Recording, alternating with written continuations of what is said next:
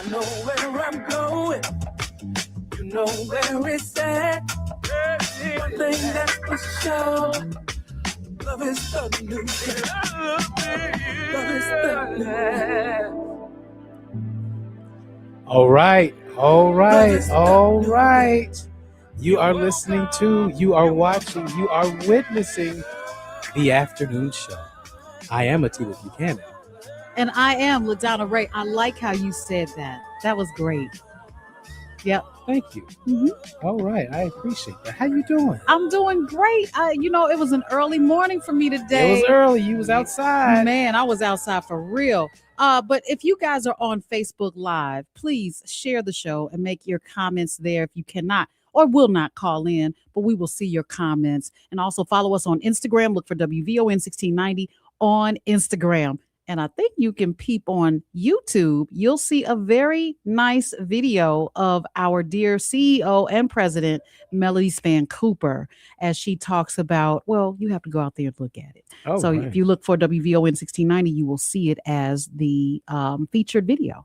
Before we get started, I just want to take a moment, to acknowledge you, to acknowledge our listeners, to acknowledge our callers, to acknowledge our Facebook engagers. You guys really showed up and showed out yesterday. And it was a day that we all needed each other. It was a day for us to corral around one another. And I will never forget yesterday. And you know who else won't forget yesterday? Of course, the Jackson family and the Huey P. Newton family. That's right. On his birthday. That's right. I mean, it was just so perfect. It is Black History Month, Huey P. Newton's birthday, and the passing of Reverend Jesse L. Jackson. Speaking of birthdays, I got to say this. Yesterday was my dad's birthday. Happy. And you know what? Yesterday was... And I forgot. Was my playfather's birthday, February 17th. So happy birthday to Steve Johnson. So and my dad's name is Sam Johnson. So Sam and Steve Johnson, congratulations and happy belated. Can I be in your family? Sure. Okay. Sure. We already family. All right. So that said, guys, we have a great show for you today. Coming up a little bit later, we're going to have a conversation really about legacy and about looking at the excellence of the Jackson children today at that press conference. We couldn't help but wonder, how does one recreate that, right? How do you raise such accomplished, fantastic, amazing children? And then two, how did we go from that? Because, not long ago, children like the Jacksons weren't the exception. They were the rule. How do we go from that to bonnets and pajamas in the store and a whole host of other and let me get on the guys and sagging pants and underwear out? And they're not sagging. They're just not all the way on. Oh, however you want to say it. Yeah. Sagging is a little bit like back when we were in school. Now the whole butts out of movement has began. And so that's something we want to make that juxtaposition but really focus on, the qualities that it takes to raise people like that. So we definitely want you in on that conversation as well. But right now we have a fantastic guest who is and also before that, we're going to be LaDonna Ray is going to kind of give us a behind the scenes footage view of what it was like, recap of the press conference today. There was a lot in that press conference today. Jesse Jackson Jr. was spicy. He was not playing. He was spicy before the live went live. Yeah. He said, if you're in front of a camera, you're in the way. Yeah. Because the revolution will not be televised, but the evolution will. Those are my words. And I understood exactly what he meant because we're talking about a national figure, an international figure. And it was important for everyone who could not attend to see and hear everything that had to be heard about Reverend Jesse L. Jackson. Yeah, he wasn't playing. No. So I want to hear your recap of his other statements. I always call him my little brother. Yeah. That's okay. All right. But right now we're joined by a good friend of the city, good friend of the show. Dr. Carol Adams is here, former curator at the DuSable Museum. We are so happy to have her with us as we continue to remember Reverend Jackson. And this is somebody we wanted to get a hold of yesterday. We couldn't make it happen, but she's been kind enough to join us today. And thank you so much for taking time out for us, Dr. Adams. I do have Well, I'll give you the floor for just a quick opening comment. Then I'll get to my question.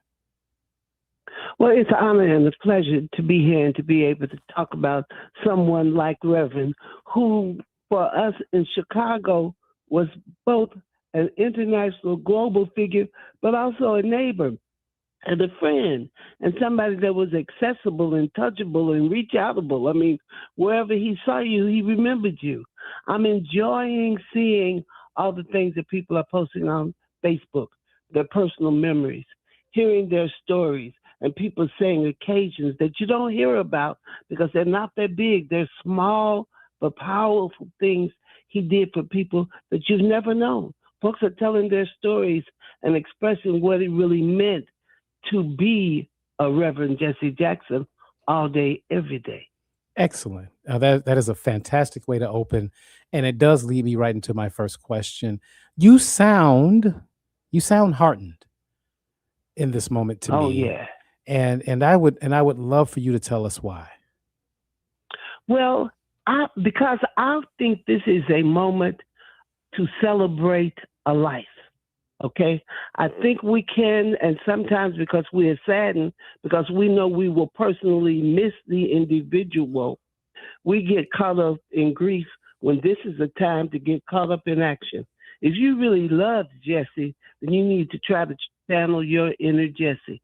This is a time for movement, to make things happen. We don't have time to cry. We just got to move.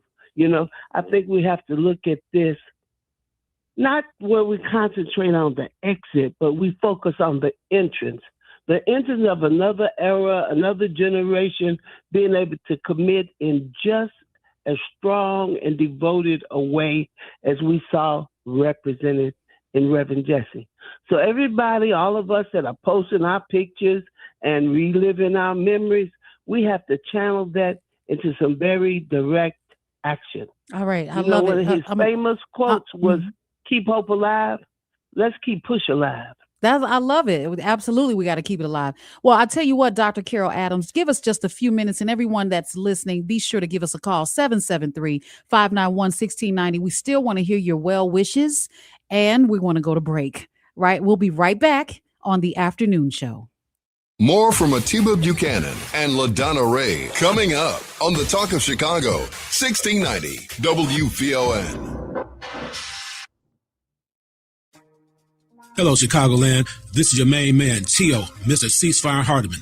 I'm inviting all of my friends, associates, and colleagues to tune in to WVON, the Talk of Chicago, 1690 AM for the Tio, Mr. Ceasefire Hardiman Show.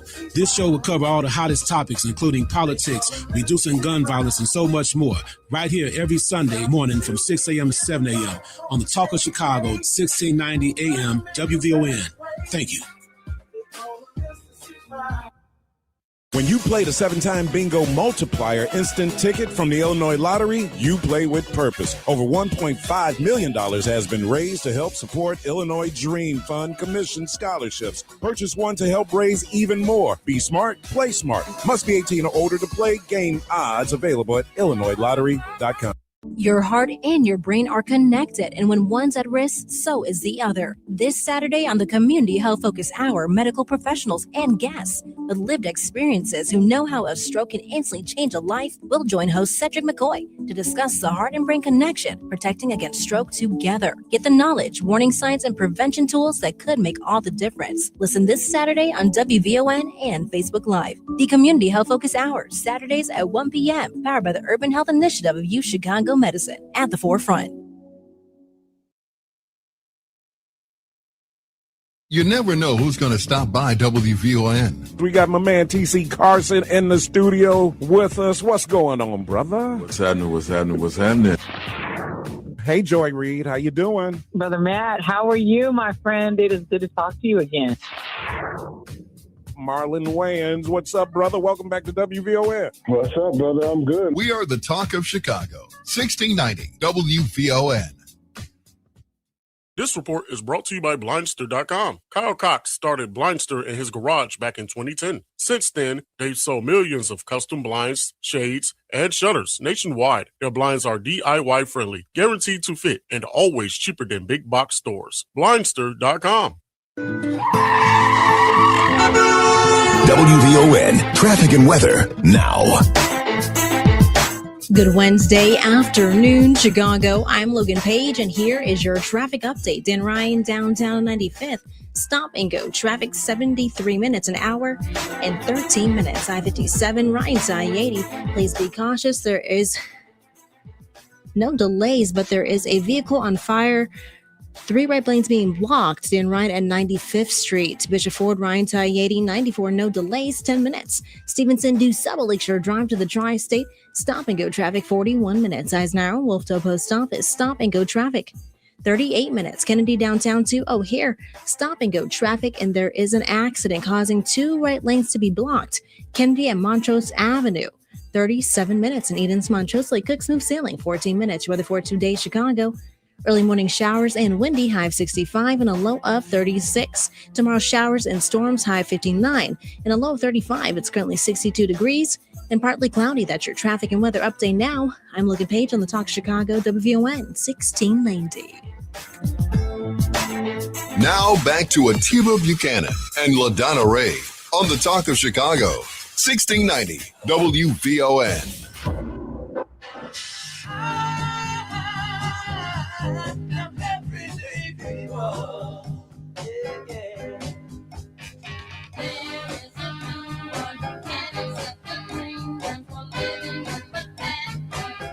Welcome back to WVON 1690, the afternoon show.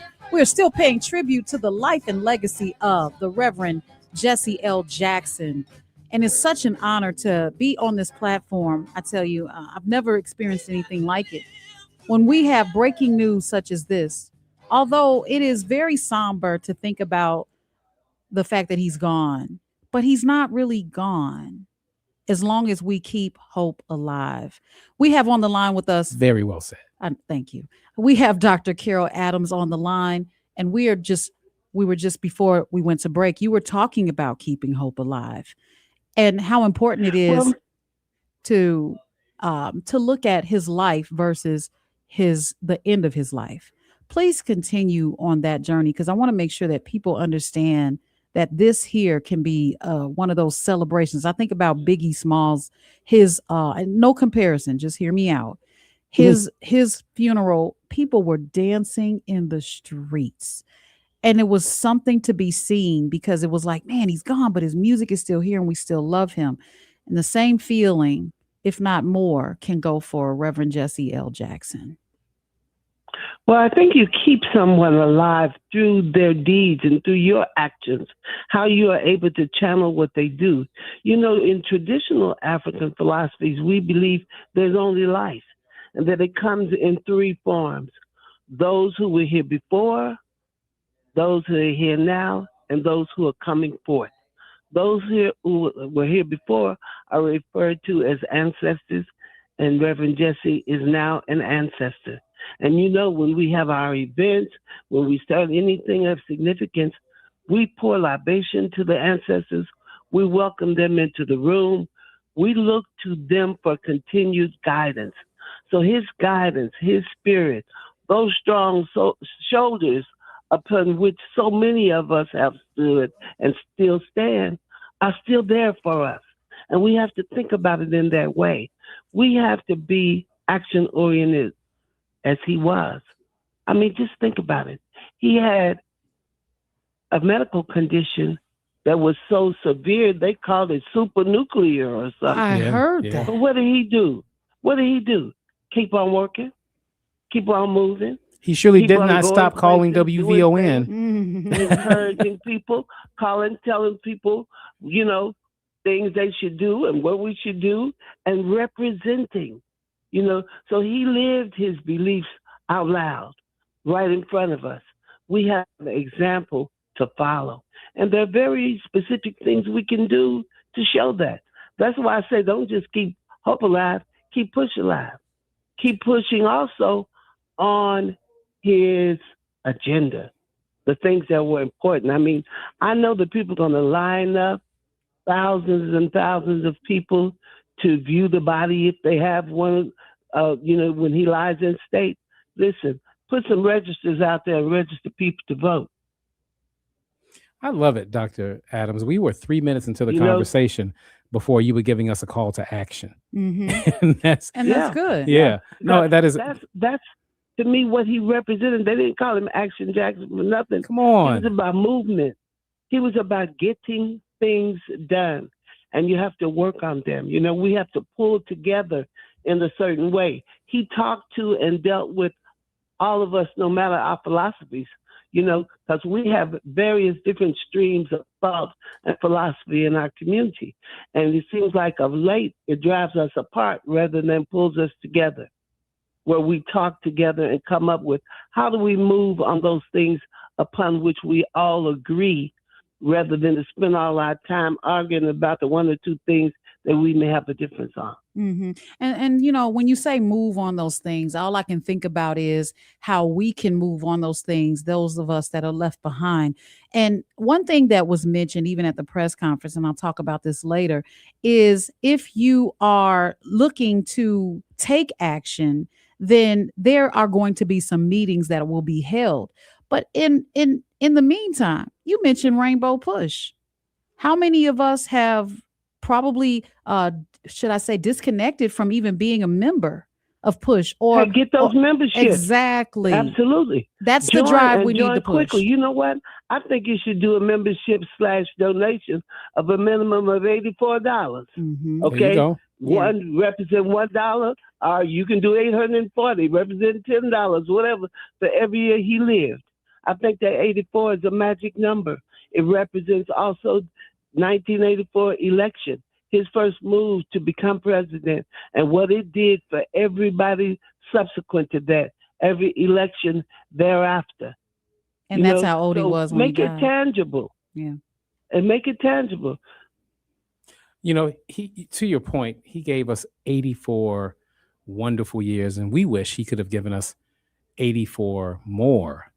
Back to your theme. Well, then we are just greedy. I was gonna say that's being greedy. You're right. For real. You're right. And when it comes to people we love, we are want somebody greedy. to do our work for us. Yes. Put in your 84. Oh, come on. I am so inspired by your words today. When you call, because I hadn't heard Action Jackson in a long time. And you are absolutely right. And it is about getting things done. One thing I do want to ask you about from the press conference today. I forget which of his children was speaking. I want to say it was Representative Jackson and Jonathan Jackson. And he was mentioning how they never missed an opportunity to tell each other that they love one another. And I would that's a family. That's a family we saw right there. Yeah. And I don't mean a celebrity family. I mean a real family that cared for each other, looked out for each other, were devoted to each other. I had the pleasure, everybody tells their reverend stories. I have a reverend story I want to tell that demonstrates this to me. Because there was a woman who lived in my building named Juanita Passmore, and she was close to the family. And the night that he was making his speech, introducing himself into the 1984 election, she invited me to go somewhere with her. And I went with her, and where we ended up was at their home. Okay? We watched this on television. I was able to watch it on TV with the family. Guess what? The minute he stopped speaking, that telephone rang. He was calling his wife.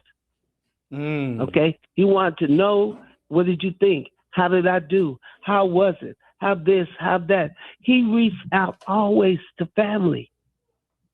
What they thought, how they were engaged, how they were involved, how they supported each other was always significant. You know, and I see it through even all the things that Mrs. Jackson did, okay? Always to show how much she loves her family, her children, how much she would look after them and her husband. A strong activist in her own right.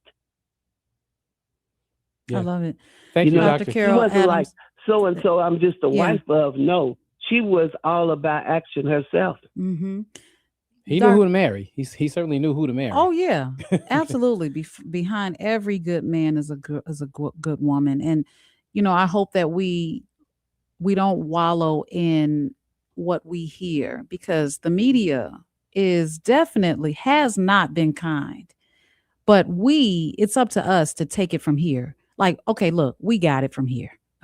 Dr. Carol Adams, I want to thank you for being such an esteemed guest here on WVON, part of our archives, part of our history, and part of our gratitude to the Jackson family.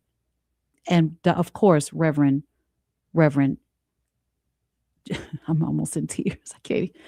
I know it's hard not to be, but you know what? Yeah. Tears aren't a bad thing. And when I say let's not concentrate on mourning, I absolutely don't mean let's not miss him. Yeah. Let's not, say, hey, we're sorry that it's over, because we are sorry it's over. But we need to keep it going in his honor.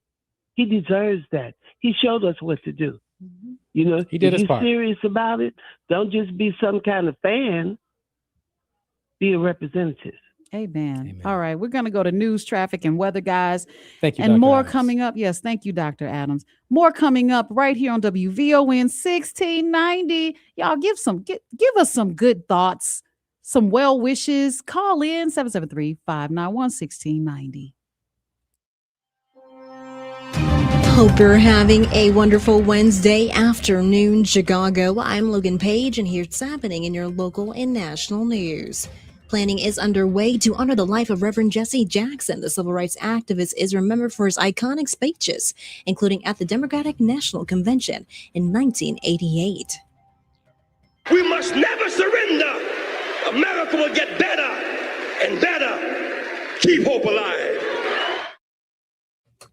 Jesse Jackson Sr. died Tuesday at the age of 84. The Chicago-based Rainbow Push Coalition he founded said funeral arrangements and a celebration of life will be announced soon. Jackson ran for the Democratic presidential nomination in 1984 and 1988, achieving historic success for African-American candidate before Barack Obama won the nomination in 2008. Condolences poured in from leaders including Donald Trump, Obama and Michelle Obama, Brandon Johnson, and J.B. Pritzker. In other news, authorities are investigating after a large fire broke out at a building in Oak Park last night. The fire is believed to have started just before 9 p.m. at the building in the 1200 block of North Taylor Avenue. Firefighters from Elmhurst, Oak Brook, and the Chicago Fire Department were called to fight the blaze. Oak Park Fire Chief J.T. Terry said the building was unoccupied. The cause is under investigation. In other news, President Trump says Reverend Jesse Jackson was a force of nature like few others before him. He paid tribute to the civil rights activist in a Truth Social post Tuesday following the news of his passing at the age of 84. Trump described Jackson as a good man with lots of personality, grit, and street smarts. He added it was always his pleasure to help Jackson, including providing him office space in New York and responding to his request for help in getting criminal justice reform passed and signed. Trump ended his tribute by saying Jackson will be missed. And today is Ash Wednesday. Mark Mayfield with more. Catholics around the world are marking the beginning of Lent. Many will go to church to have a priest smear ashes on their forehead. The ashes symbolize mourning and penance. They can also remind Catholics of their mortality. Many Christians give up something tangible for Lent, such as liquor or a favorite food. They may also reflect on their lives and decide whether to make changes. It's all part of a conscious effort to purify themselves for Good Friday, which marks the death of Jesus Christ on the cross, and for Easter Sunday, which celebrates his resurrection. I'm Mark Mayfield. I'm Logan Page, and that's happening in your news now on WVON 1690. Catch Reverend Al Sharpton online at WVON.com or on the WVON app. Just click the Al Sharpton banner. Tune in every day at 12 noon for your daily dose. And if you miss it, catch the overnight replay from midnight to 3 a.m. We're keeping it real with Al Sharpton on WVON 1690. Tell everybody, Reverend Al told you personally, keep it real. Keep it real.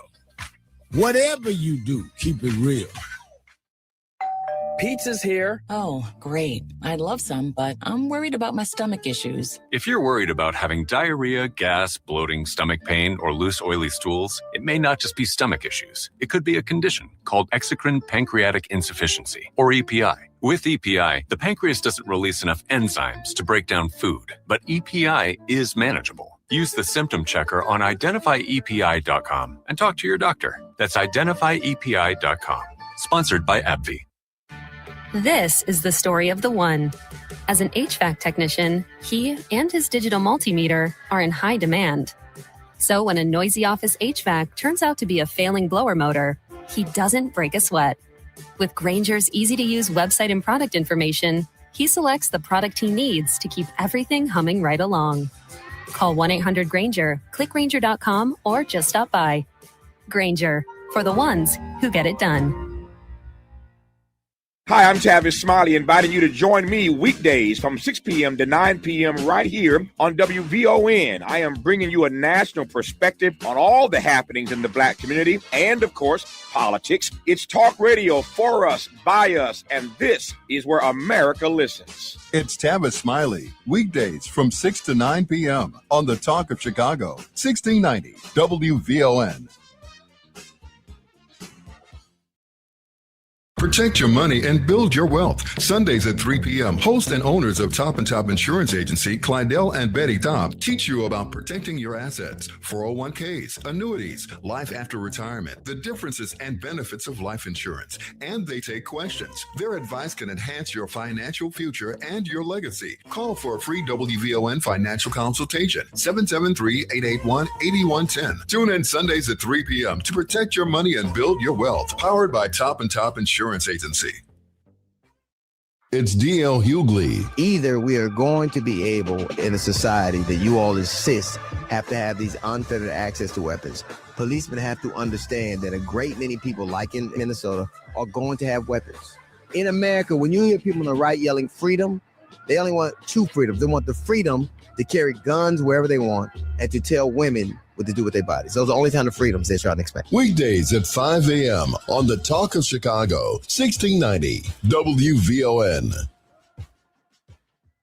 Since 1985, Solo Beauty has been Chicago's home for beauty, culture, and confidence. From locks to curls, find all your favorite brands. Luster Pink, TGIN, Talia Waheed, plus local favorites like Trust Organics, Lock Bay, and Black Panther. When you shop Solo, you support Black jobs, Black business, and Black beauty. Visit us at 8158 South Cottage Grove or 9011 South Ashland, or shop online and on DoorDash. And don't forget to tune in Tuesdays at 9 p.m. for the Black Hair Care Business Talk Show on WVON. Shop Solo, shine together.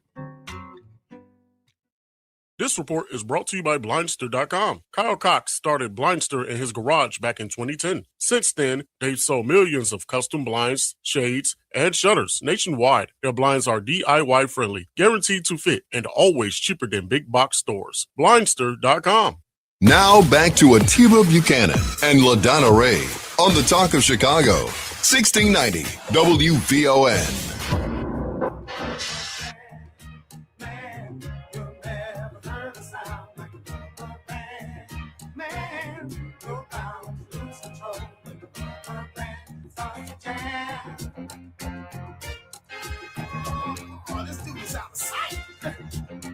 Everything he does seems to come out right.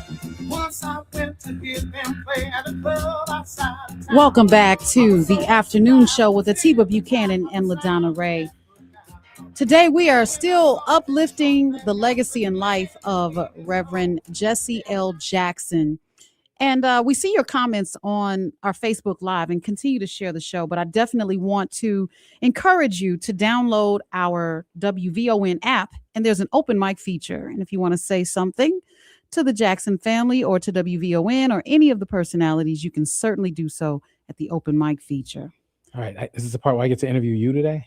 Sure. All right. Oh, my goodness. I have a very special guest joining me in studio. Who? She attended the press conference today. Press conference at 9:00 this morning. Was it very prompt? Yeah. Well, a few minutes after 9 because they were still waiting for some of the family to get That's there. reasonable. Yeah. But yeah, it was not like unreasonably late. We broadcast it live Mm-hmm. on WVON. And I'm going to get the elephant to address the elephant in the room. You got a question there. I did. What was that moment like? Because let me tell you, it was exciting for us to hear you. Mm. So I know it had to be exciting to be you. I was in the car in the parking lot here. And I hear, yeah, this is LaDonna Ray, WVON. I said, she said that like she's been working here 17 years. I have. Come on. In my head, you know. What was that like? I mean, this was press pool. I ain't mean to cut you off. I'm just thinking of all the press people there and Mhm. you, and Mhm. they call on you. Evelyn Holmes was actually there, and she asked the question that I had originally. So I had to go to in my back pocket because it's still the same end result. It's still an act of what we need to do to take ownership of what Reverend Jesse L. Jackson has started and has completed. Just because we have a next generation that may not feel like there's anything more to fight for, we got plenty to fight for. And I think this administration is making that plain. So my question was, based on everything that he had started, he meaning Reverend Jesse L. Jackson, has started and completed, because I wanted to be clear with that, not started like he didn't finish it. And Jonathan gave me the nod when I said that. I want to know what it is that the Jackson family expects us as a community to do to continue the legacy and the work with the current administration and government trying to repeal, disconnect, should I say minimize all of our historical successes. And I'm paraphrasing my own question, but this was definitely, well, it's your question. You can do that. Right. It was, well, and with that, Jesse Jackson Jr. stepped up to the mic and he said, you know what? I'm going to leave that for my mother to make a request as to what she wants to happen when it comes to that question. Fantastic. So set the scene for us, paint the picture. Yeah. Was it a buzz with activity? What was the mood of the family? Everyone seemed to be very resolute today. Yeah. That's the word I'm looking for. Yeah, resolute. Well, it was first of all, you could still drive down the street at this time because I got there early enough, but not too early. You could see all the news media posted up. They had their cameras. And then you had seats for the family because I ran into Mama D. And Mama D was sitting in one of the chairs and she said, you could sit next to me. And I decided that I sat with her and I was redirected because I was told, hey, these seats are for the family. I said, hey, the family comes first. So everyone didn't make Mama D move. Well, she moved too. She ended up moving. Yeah. I mean, Mama D is one of our elders, and I wouldn't have been upset with that. But she stood up as well. And everyone, it was quiet. There was not a lot of crowd noise. It was very quiet. And you could hear idle chatter, but not loudly. Once the family arrived, or should I say was presented to us, it was Yusuf, Santita, Jesse Jr., and of course, Congressman Jonathan Jackson at the podium.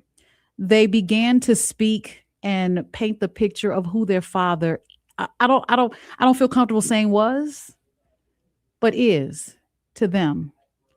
And then later they were joined by Ashley. Jesse Jr. made it clear that at about 12:38, if I have the time correct, because there was a question before today as to if he passed the night. It was over before. by 12:38, wasn't it? Well, hear me out. Oh, okay. 12:38 a.m. on February 17th. Oh, okay.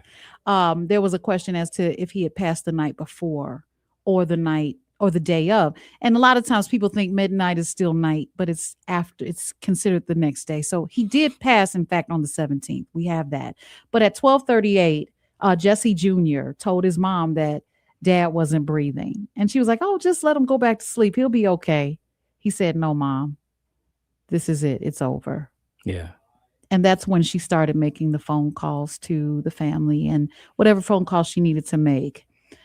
This was important for them to paint the picture, because I love the fact that Jesse Jr. stated that the homegoing, that's what this is. That's what these homegoings are going to be. Leave your politics at home. This ain't the he place. meant that. He said that with his whole chest. With his whole chest. And I love that he said that, because so many people allow what they have heard over the years. And the one thing that brings a tear to my eye, one of the things that brings a tear to my eye is, why does the person have to pass away in order for us to finally appreciate them? Mm-hmm. I know that I've appreciated Jesse Sr. just about all of my life. I was as a young kid, I knew that Jesse Jackson was, our leader or a leader in the Black community. And I remember when he ran for president, and I just I don't know if I thought he would win or if I didn't think he would win. I was just excited that he was running. But Jesse Jr. made a comment about how even during his fight through his illness, he'd go 14 or 18. I'm getting my 4s and 8s mixed up, but 14 or 18 days without eating. And he would still decide on the day he decided to eat, he would then want to still feed others. Yeah. And that says a lot about a person, that you can put your needs to the side, your pain, whatever you're going through, your suffering, and still think about feeding the people. To those that have something negative to say about someone like that, or anyone who's done anything to help a person live, be comfortable, have provisions, I say, just close your mouth. Rethink your thoughts. Take a different perspective. And check your heart. Well, yeah.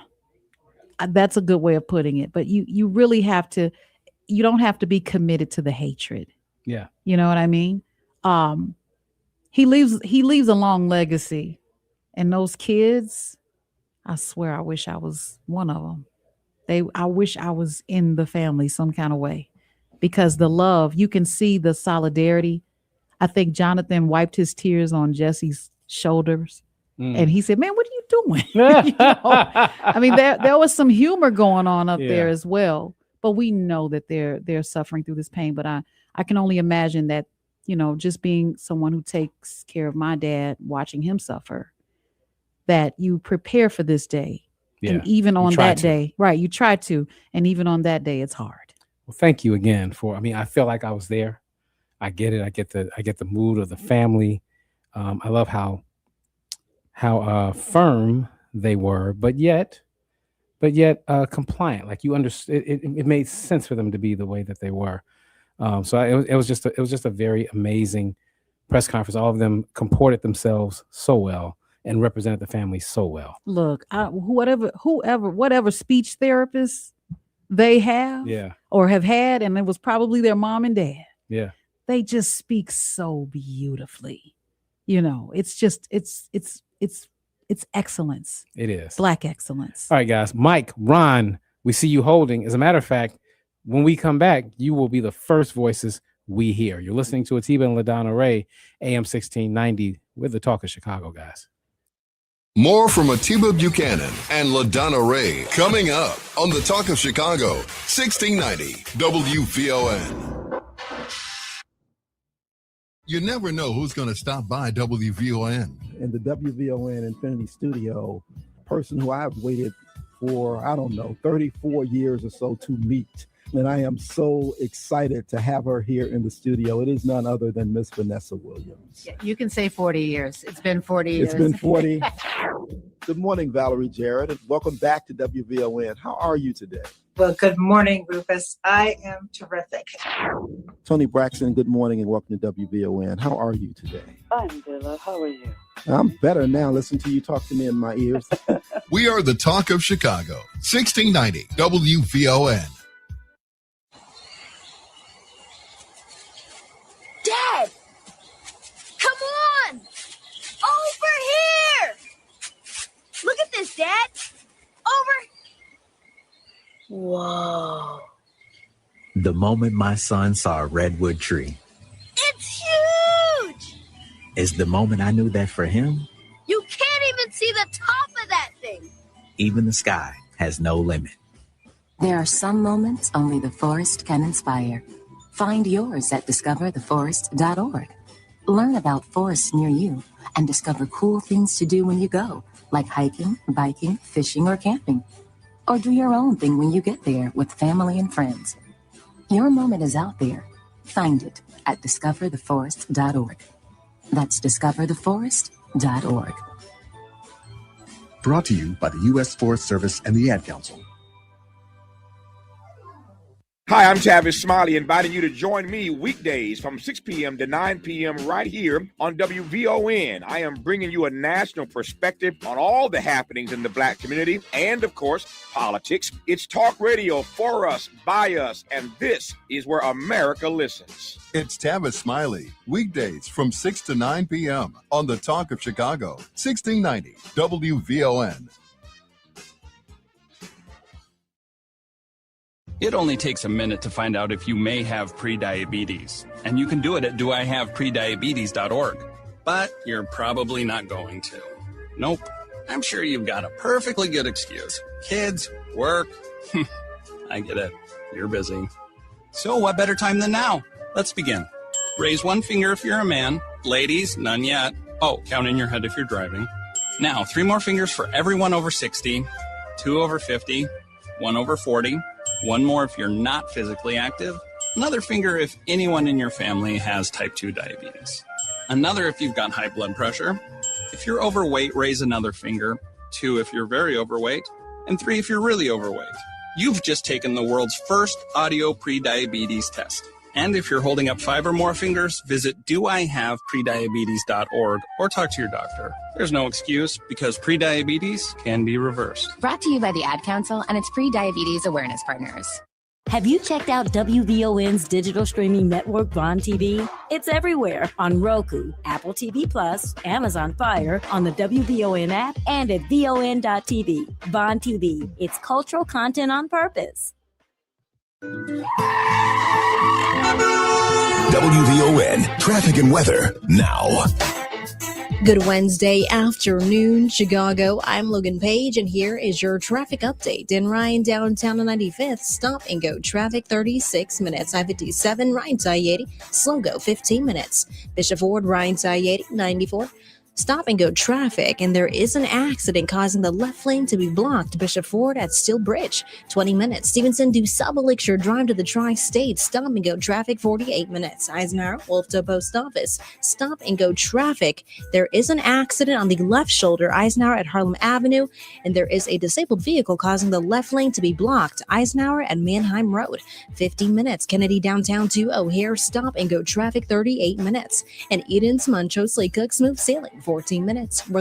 Today, Chicago, early morning showers and windy, high of 65 and a low of 36. Tomorrow, showers and storms, high 59 and a low of 35. It's currently 63 degrees and partly cloudy. I'm Logan Page, and that's your traffic and weather update on WVON 1690.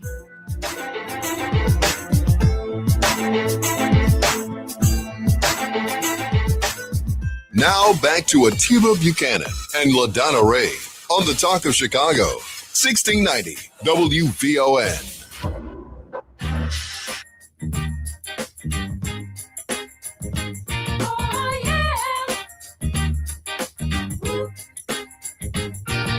The good stuff. Who do you think you are? Mr. Big Stuff. You're never gonna get my love. Now because you wear all those fancy clothes.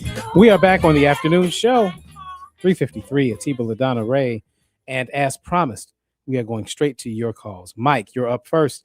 Thanks for calling WVON. Well, you're welcome. Hey, Atiba, how you doing? I'm fantastic, man. I'm not even used to somebody saying my name right, so it sounded strange to me. Go ahead. I'm sorry. You took me by surprise. For brothers who deserve respect, I like giving it to them. Thank you, sir. Appreciate that. And LaDonna Ray, how are you doing? I'm doing swell, sir. Thanks for asking. All right. Hey, you know what? Look, over the last, I marched with Jesse Jackson. I was at rallies with him. I participated in the. Now I'm blanking when he'd have the expo at the amphitheater, and over the years, man, over 50 plus years, would encounter him, in various situations. He was just a great brother, man. He was just a great brother. No matter what I say, it pales in comparison to the reality of who he actually was and what this man actually accomplished. He the last time I saw him had to be about 5 years ago because he was still mobile, and that was at Valois. And as I walked by him, I told him, "Hey, brother, all I got to say to you is thank you." The brother, he was a great man. He's going to be missed. And as the doctor said earlier, for any of us, if we want to do something, be about something, because that's what he was. Amen. Thank you for that, brother. Thank you. Mike, we appreciate it. Again, we're taking the calls in order. That means Ron is up next. Hey, Ron. You're up. Thanks for calling. Hey, well, first of all, LaDonna, I just totally disagree with you. There is no more family I would have wanted to be in to my family. And you know, all respect. I have never mourned for any other man other than my father and my father. That's just me. That's how I am. I can respect people, but and then let's get to something else. For someone to be talking about woe is me, that's not me. Because see, y'all are never going to bring Robert Woodson Sr. His organization is giving money to Black college students that are studying medicine. And I think that's great. Let me ask a question for you. What does it have to do with remembering Jesse Jackson? Oh, well, no, I didn't know if y'all were talking about that, but I was just kind of saying, no, y'all asked about woe is me. No, Ron. I didn't do okay. Y'all are going to put Ron, mad at you, bro. Ron, I'm not going to disagree. I know y'all with going to hang you. up on me. No, it's okay. I'm just asking the question. I'm just trying to figure out your motivation. Don't soften your voice. This is Ron. But we got to move on. Ron, Ron, can I talk to you? Ron, can I talk to you? Me because I have Ron, Raggedy Ron, can I talk to you, please? We didn't hang up. You're on hold. What I'm saying to you, Ron, is that who said woe is me? Who said that? First of all, number one. Number two, I was just painting the landscape of while I was there. But apparently you weren't listening because you said, oh, I didn't know we were honoring. You didn't know because you weren't listening. You're listening to respond, which means you're not listening.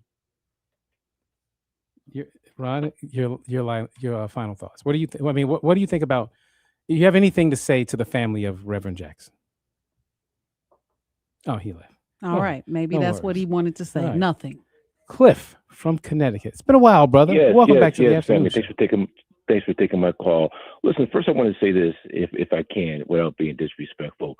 Listening to white conservative media, not too much is said, whether it be radio or television, about the passing of Brother Jesse Jackson. Mm-hmm. And so I want to certainly thank WVON, Black media, for putting so much emphasis in highlighting and focusing on the life of our dear brother.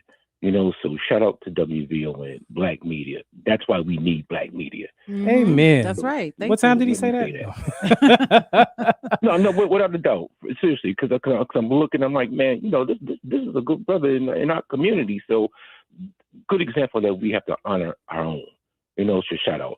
But also let me say this is that in 2003, Jesse came to New Haven, Connecticut, and he supported the unions because there were Black union workers at Yale University. Mm-hmm. And of course, they were being mistreated, you know, by the university. And so he came to Connecticut and got arrested as an example of civil disobedience, you know, and so he protested with the workers, you know, and so that's my memory. And also, more importantly to me, is to see this brother to make an attempt to run for the presidency. Now, Shirley Chisholm was the first Black woman and Black, but then Jesse Jackson was the first Black male, correct? Yeah. In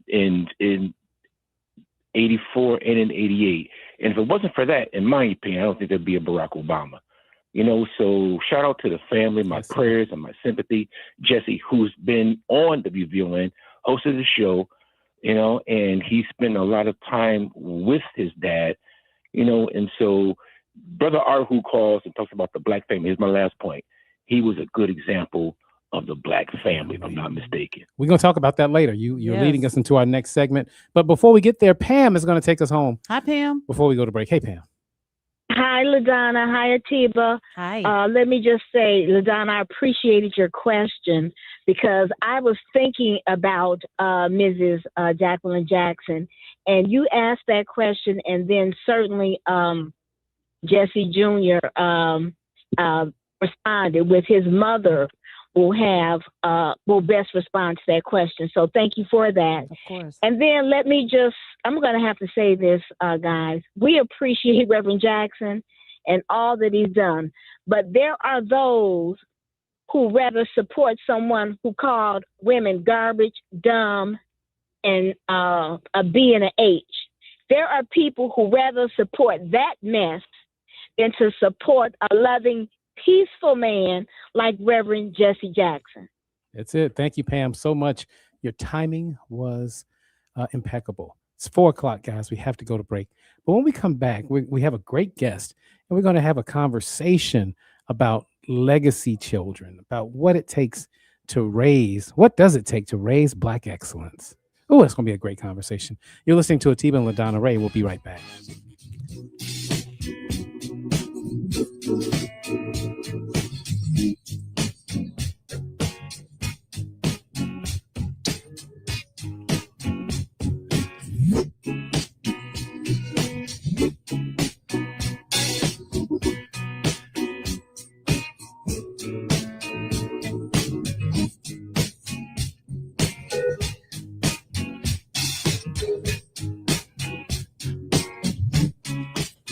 Happy Wednesday afternoon, Chicago. I'm Logan Page, and here are your news headlines. WVON extends condolences and honors attorney Willis's legacy. Today, Al Sharpton joined the Cleopatra show. Several cars damaged after a group of suspects break into them. And Trump recognizes Black History Month. National news from the Black Information Network is up next on Chicago's only urban talk radio station, WVON 1690, Berwyn, Chicago.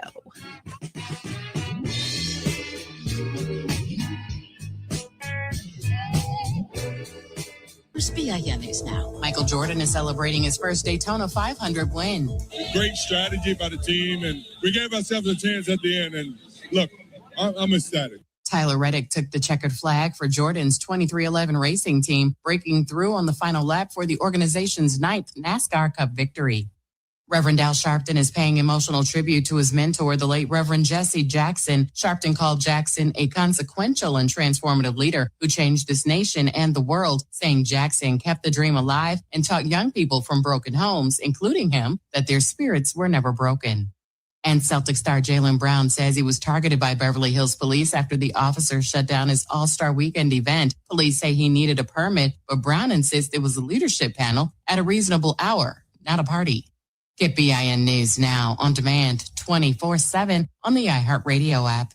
Back to Terry McCready. A group of Senate Democrats are raising concerns over the recent departure of the head of the Department of Justice's Antitrust Division. This is long term. We are going to work hand in hand to make the most violent crime city in the country have no crime. Attorney General Pam Bondi in Memphis, Tennessee, back in October, talking up a federal surge to combat crime. Minnesota Senator Amy Klobuchar is leading the group who pressed Bondi over concerns about the Trump administration's commitment to enforcing antitrust laws after Gail Slater announced last week that she was stepping down from the role. The Democratic senator suggesting that Slater's departure was particularly concerning due to reports that experts and attorneys at the Antitrust Division have repeatedly been sidelined by leadership at the Justice Department. They are now requesting information on discussions about Slater's potential dismissal, as well as the dismissals of 2 of her deputies. Officials say 11 people were killed in 3 boat strikes by the U.S. military earlier this week. U.S. Southern Command says the strikes hit alleged drug smugglers in the Eastern Pacific and the Caribbean. It said in a post on X the vessels were traveling along known narco-trafficking routes. 8 people were killed on boats in the Eastern Pacific and 3 on a boat in the Caribbean. The Defense Department says the U.S. has now launched more than 40 strikes that have killed at least 130 people.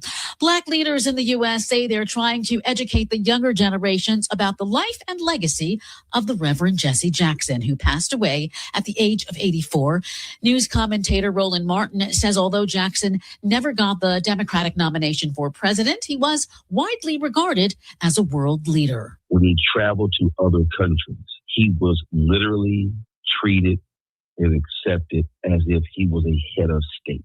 He ran for the Democratic Party's nomination for president in 1984 and 1988 and performed better than any African-American had until Barack Obama won the nomination in 2008. Jackson began the Rainbow Push Coalition in 1996, which was a merging of his 2 civil rights nonprofits, the National Rainbow Coalition and Operation push. Workers at Kenya's main airport ended a strike yesterday that caused severe disruptions to local and international flights and air traffic control operations. Nairobi's Jomo Kenyatta International Airport is one of the busiest air transport hubs on the continent, and the slowdown left thousands of passengers stranded. The airport's authority posted on X that the Kenya Aviation Workers Union agreed to return to work following mediation by the government and other officials. The walkout stemmed from unresolved grievances, including an employment agreement that stalled in negotiations. Stay informed, stay connected, and subscribe. Follow VIN News this hour wherever you get your podcasts. I'm Terry McCready for the Black Information Network. This report is brought to you by Blindster.com. Kyle Cox started Blindster in his garage back in 2010. Since then, they've sold millions of custom blinds, shades, and shutters nationwide. Their blinds are DIY friendly, guaranteed to fit, and always cheaper than big box stores. Blindster.com. Tuned in to your favorite WVON personalities on Facebook Live? Don't just watch, like it, love it, share it. Every click helps us grow the conversation and keep the community strong. So remember, like it, love it, share it, Chicago. Coverage varies by plan, view contracts and exclusions at endurancewarranty.com. If your car is out of warranty, one major repair bill could wipe you out. Just ask Ludacris. Car breakdowns can wreck your wallet. Without Endurance, a worn-out timing belt could cost you $1,700. A busted transmission, that's $4,000 easy. An engine meltdown, $7,000. But if you've got Endurance, you could never pay out of pocket for a car repair again. With Endurance, your car's most expensive parts are covered. Plus, you pick the mechanic you trust to do the work. With Endurance, your rate stays the same no matter how many claims you file. If your car is under 20 years old, Endurance has you covered with unlimited miles. Plus, your plan includes 24/7 roadside assistance anywhere in the country. Choose the name Ludacris trusts, Endurance. Right now, get $300 off any plan, plus a year of elite benefits, a $2,000 value, free, all backed by a 30-day money-back guarantee. For your free quote, call 800-496-9999. 800-496-9999. 800-496-9999. This report is brought to you by Blindster.com. Kyle Cox started Blindster in his garage back in 2010. Since then, they've sold millions of custom blinds, shades, and shutters nationwide. Their blinds are DIY friendly, guaranteed to fit, and always cheaper than big box stores. Blindster.com. WVON traffic and weather now. Good Wednesday afternoon, Chicago. I'm Logan Page, and here is your traffic update. Dan Ryan, downtown on 95th, stop and go traffic, 25 minutes. I-57, Ryan to I-80. Slow go 14 minutes. Update stop and go traffic. Dan Ryan downtown on 95th, 44 minutes. Bishop Ford, Ryan to I-80, 94. Slow go 18 minutes. Stevenson, DuSable Lakeshore Drive to the Tri-State. Stop and go traffic 46 minutes. Eisenhower, Wolf to Post Office. Please be cautious. There is an accident on the left shoulder, Eisenhower at Harlem Avenue, and there is a disabled vehicle on the right shoulder, Eisenhower at Wolf Road. An hour.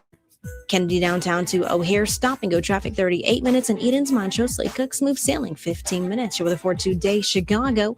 Early morning showers and windy, high of 65 and a low of 36. Tomorrow showers and storms, high 59 and a low of 35. It's currently 63 degrees and clear skies. I'm Logan Page, and that's your traffic and weather update on WVON 1690.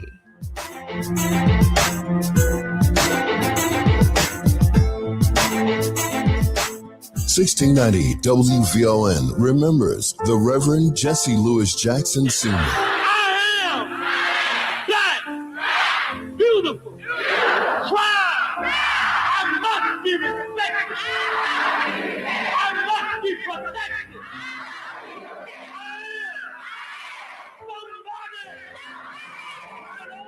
You were a beacon of light, not only for Chicago, but for the nation. From our family to yours. Rest in peace, Reverend Jackson. Job well done. From the Xfinity Studios at WVON, it's Atiba Buchanan and LaDonna Ray on Chicago's Essential Storyteller, 1690 WVON.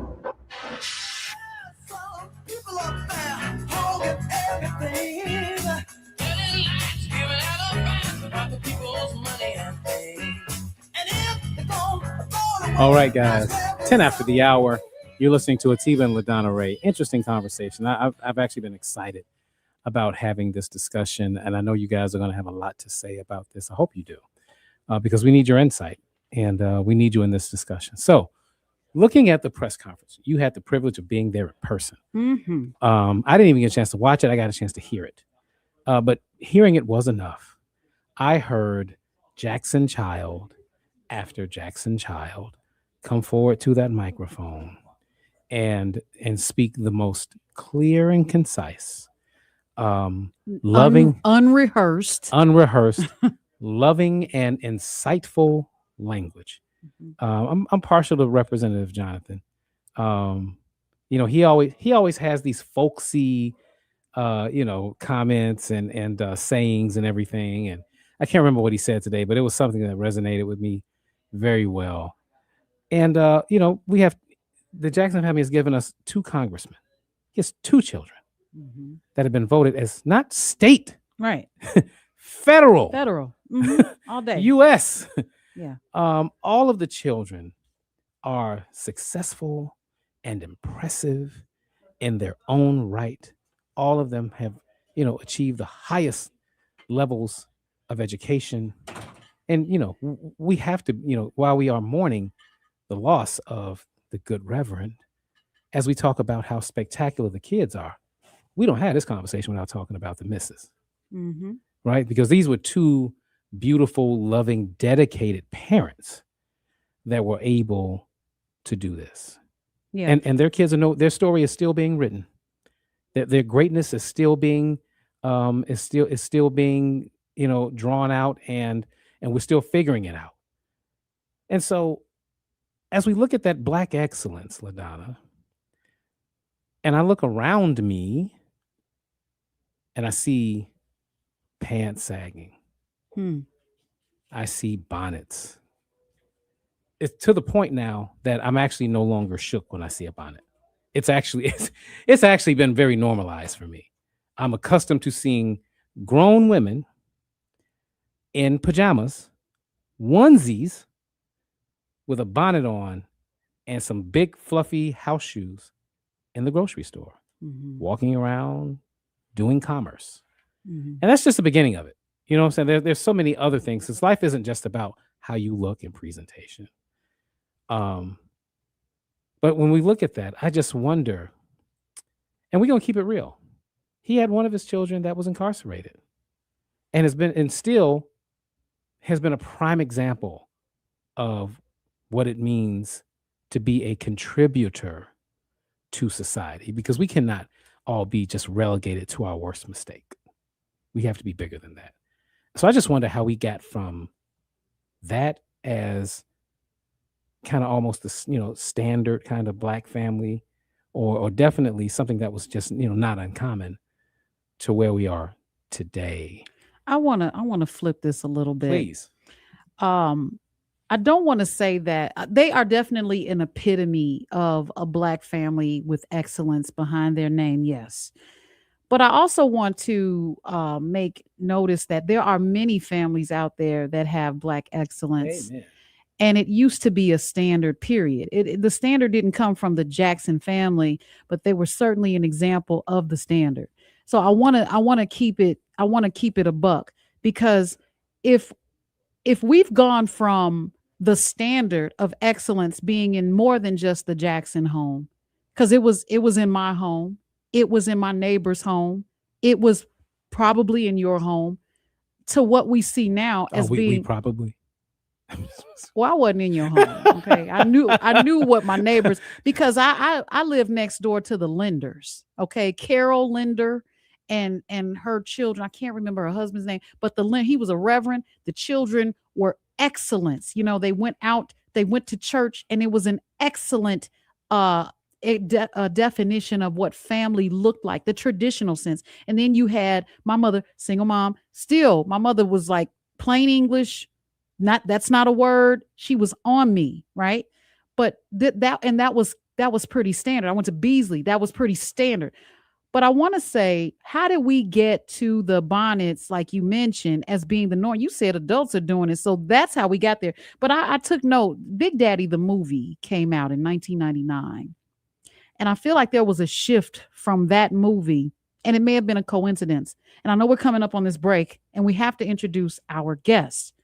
But in 1999, Big Daddy came out. And if you remember when Adam Sandler's character told everyone that his child could wear whatever he wants, he was wearing flippers, the deep dive flippers. I don't swim, so I don't know what they're called. And the scuba gear, just whatever he wanted. And I started seeing a shift in how children were allowed to wear whatever they wanted. If it didn't matter if it was white after fall. It didn't matter if it was pajamas after outside in the open. It just gradually came to be normal. And then the parents started doing it. And the pants sagging, when I was in school, it was just a little low. Now the entire Hanes or briefs are showing, and they match your shoes. So it has shown that it has evolved into, I can do whatever I want, no matter what I look like. My mother did not allow me to even take the trash out with a scarf on. We didn't have bonnets. We had scarves. Mhm. I couldn't take the trash out with a scarf on because her thing was, you represent me and this house. And it was not allowed. And I don't allow it with my children either. But what they do when I'm not watching, what your children do when you're not watching, it takes so much more than us being segregated in our own silos with these kids. We have to exemplify excellence, and we have to teach them how important excellence is. And I can tell you, just based on my personal conversations with any Jackson member, it is nothing but eloquence. It's after dark. We're in private. It's none of that. It's always excellence. So that has to, I don't want to say come back, but let's realize that in order to have that, you have to show and teach that. Oh, well, I guess it's break time. You took us all the way there. Yeah, that was a long one. But I mean, it's just, it just irritates, when I see this Walmart. Hold on. Listen, Reverend Tyrone McGowan is on the line. Yes, he is. Jesus. We are going to introduce him appropriately. I was going to introduce him now. He was. But I don't want to. Nope. He gets all his introduction. Yeah. So we're going to take this real quick Sorry, break Reverend. on time. And when we come back, Reverend Tyrone McGowan joins us. You're listening to Atiba and LaDonna Ray. More from Atiba Buchanan and LaDonna Ray coming up on the Talk of Chicago, 1690 WVON. Every week, there are names we speak in whispers, faces frozen in time, stories that end with no justice. I am Cleopatra Draper, host of The Cleopatra Show, and I'm not letting them be forgotten. Help Find My Killer is where we revisit the cold cases of Black men, women, and children whose lives were stolen, cases where killers were never brought to justice. Every Thursday, we'll hear from families who are still grieving, investigators who are still searching, and a community that refuses to give up hope, because silence protects the guilty, and we will not be silent. Help Find My Killer every Thursday on The Cleopatra Show, exclusively on WVON 1690 AM. Find My Killer Thursdays on The Cleopatra Show. Let us help you find justice for your loved one. Email executive producer Sonia Walls at sonia@WVON.com. That's SUNYA@WVON.com. Life is busy, so getting your mammogram should be simple. At U Chicago Medicine Ingalls Memorial, we've designed the entire experience around you. Fast appointments, expert care, and now same-day scheduling at locations close to home. Don't put it off. Check it off your list. Call 708-915-6266 or visit uchicagomedicine.org/mammogram to schedule a same-day mammogram. Hey, baby! I'm your Magnolia Blues man, Sir Henry Cheatham, inviting you to join us on WVON 1690 for some real American music and culture. Here on Classic Blues and R&B. Check us out Saturday, 11 p.m. until 2 a.m. on WVON and Classic Blues and R&B.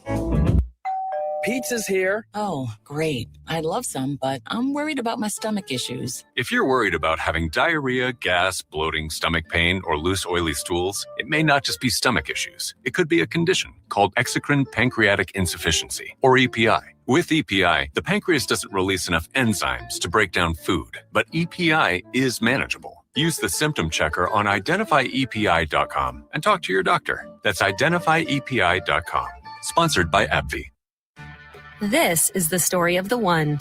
As an HVAC technician, he and his digital multimeter are in high demand. So when a noisy office HVAC turns out to be a failing blower motor, he doesn't break a sweat.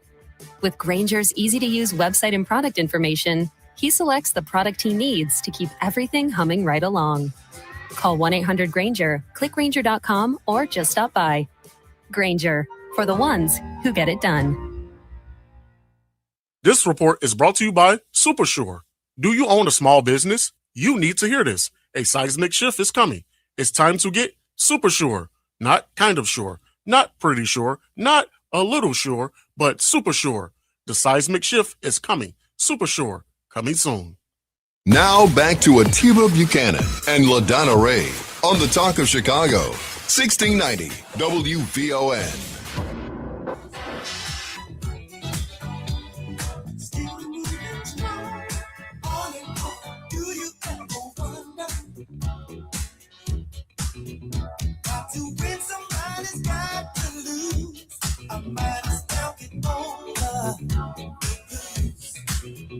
Just like fish in the ocean, there'll always be someone new.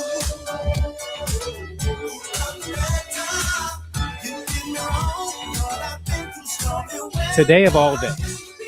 Today. What? We just had a debate. You heard, What? you hear what's playing. Oh, what's playing? So anyway. Oh, yeah, the Whispers. You know, my friend just saw them in concert. Only two left. One of the twins and the other guy. Yeah. Okay. And the beat goes on. Sure. You know, you're listening to WVO. I mean, that's the point, though. I just to, I didn't mean to cut you off. You did, though. That was my point, though. What? About why I don't like them. Why? You said one of the twins wasn't there, right? Right. He's dead. Okay, cool. Not I'm sorry, cool. he passed on. He passed away. Yeah, let me be nice. And the other twin, because you cannot tell them apart. Okay, listen. You're listening to You the don't even miss afternoon it. show. You're listening to the afternoon show, and we just had a debate in the hallway about, do you wear a bonnet out in the open, right? And both of the young ladies that are here, Logan Page and Desiree, our intern, they were like, no. I said, would your mother allow that? No. Would you want to wear a bonnet out in the open? No. Their nose cringe. They wouldn't dare. I wouldn't dare. But look how they've been raised. Exactly. For Desiree to have an internship here tells you something. Tells you something. For Logan to have a job here tells you something. Logan, mom and daddy ain't playing. Right? Let's get to our guest. We are so excited to have with us a very esteemed guest, Reverend Tyrone and Pastor Tyrone McGowan. He actually served as National Youth Director and National Field Director for Reverend Jesse L. Jackson Sr. and the Rainbow Push Coalition, traveling with him nationally as his special assistant. He is currently the senior pastor at Progressive Community Church in Chicago. Welcome, Pastor McGowan. Thank you so much for joining us. Yes, welcome. Thank you so much, Atiba. LaDonna, thank you all for having me. How are you all doing today? Utterly fantastic, and we appreciate your patience as we set this conversation up. No problem. You know what? I just barely touched on, because your relationship with the Jackson family goes much, much deeper than that. So I want to give you a few seconds to just kind of catch us up on and paint the fuller picture of your relationship with the Jackson family. Yes. Goes back many Reverend years. Yes, the Reverend. Just very briefly, and my heart goes out to the entire family, Mrs. Jackson and children, grandchildren, and all the push staff and those who worked and served alongside him. But just a kid growing up on the south side of Chicago with a heart, passion for social justice. And Saturday mornings were like Sunday mornings to me, because at 10 a.m. I know I had to at least watch or listen to Push and see what Reverend Jackson was going to talk about. It was appointment TV, and seventh or eighth grade, I did my history fair project on Push and Reverend Jackson, and my mother, Barbara McGowan, dropped me off at Push one Saturday, and as I said in my tribute, the rest is history. immediately met just amazing people. Reverend Willie Taplin Barrow, Alice Tregay, Sinclair Booker, who profoundly impacted my life, and of course, Reverend Jesse Jackson.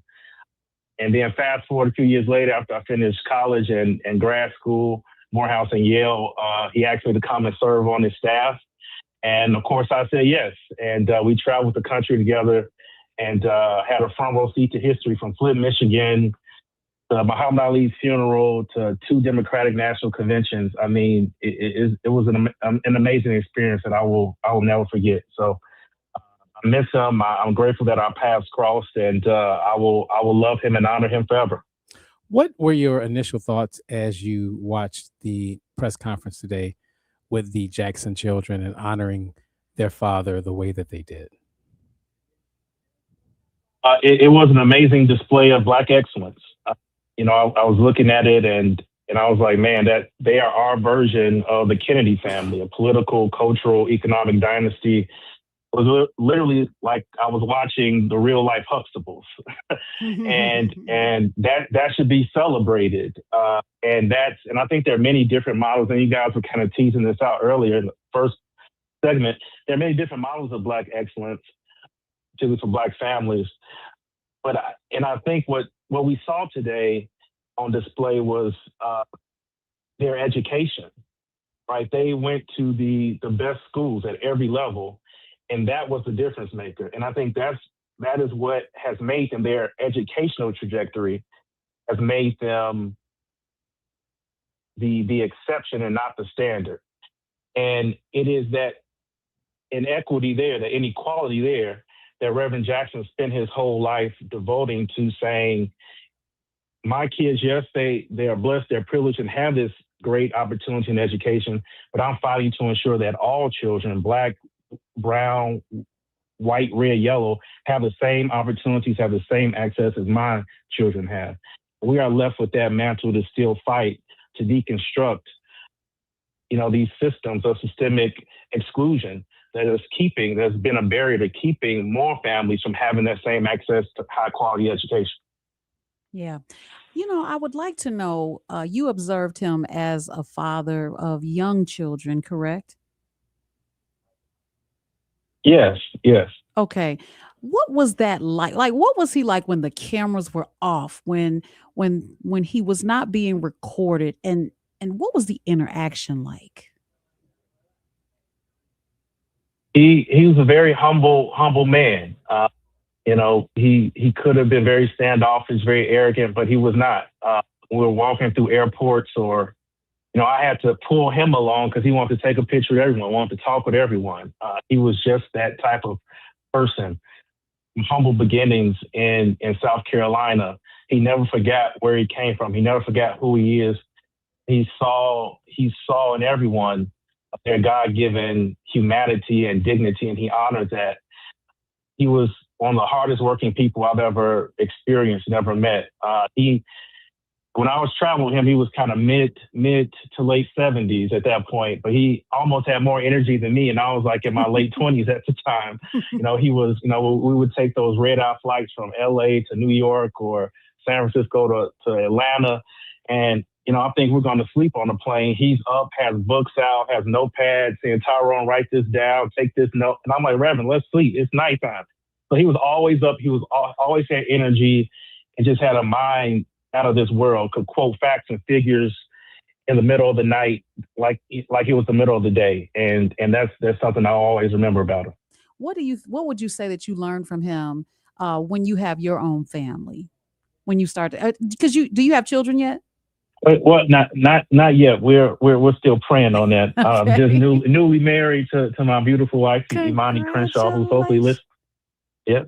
Thank you. Yes. Hopefully she is listening. Well, what did he teach you when it's time, or when it comes time to be a family man of children? Obviously, being a husband, that is your family. But what did you learn from him when it comes time to be a father?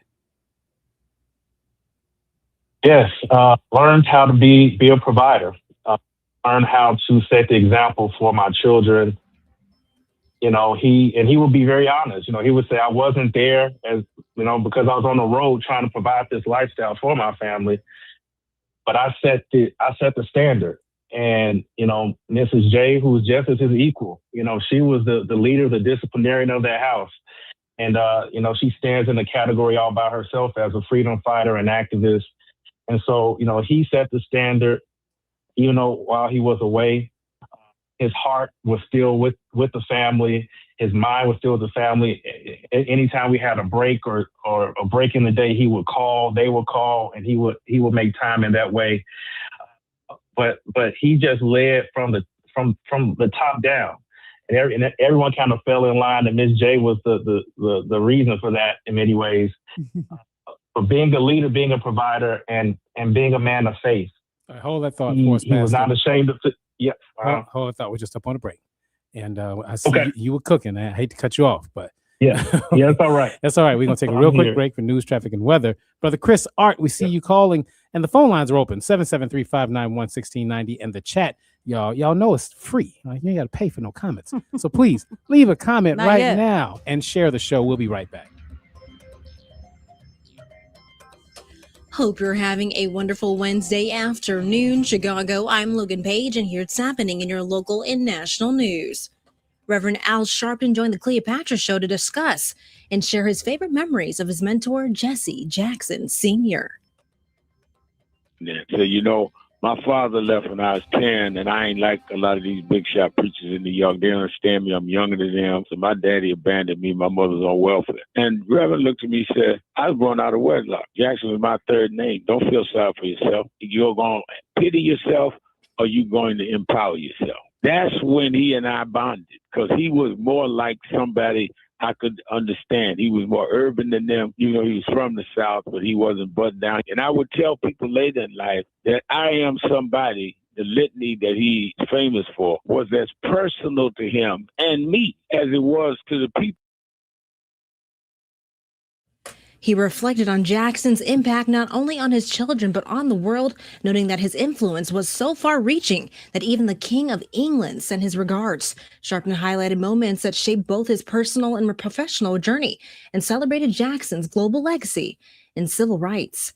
In other news, WVON extends its heartfelt condolences and remembrance of attorney Standish E. Willis. He was regarded as one of the frontline legal minds in Chicago. He stood firmly for the community, advocating for justice and the rights of our people. His dedication, courage, and commitment to service leave a lasting impact, and he deserves recognition for the powerful legacy he leaves behind. All friends and sympathizers are invited Saturday, February 28th, 2026, 3 p.m. to 5 p.m. to the virtual gathering. You can register at bit.ly/Stan Willis Legacy. In other news, several cars are damaged in a Bronzeville neighborhood after several suspects broke into them. The vehicles were broken into in an apartment parking lot near 31st Street and King Drive at around 3 a.m. Surveillance video shows a group of at least 4 suspects going car to car and smashing windows. Residents say this is not the first time this has happened in the parking lot. No arrests have been made so far. And President Trump is honoring Black History Month. Black History Month is really all about American history.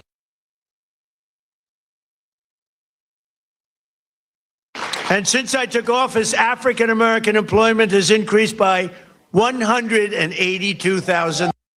Nearly 500,000 Black Americans have rejoined the labor force since we took office. 500,000 wages for workers have increased $1,000, $2,000, even $3,000, and even sometimes, in some cases, $5,000 a year.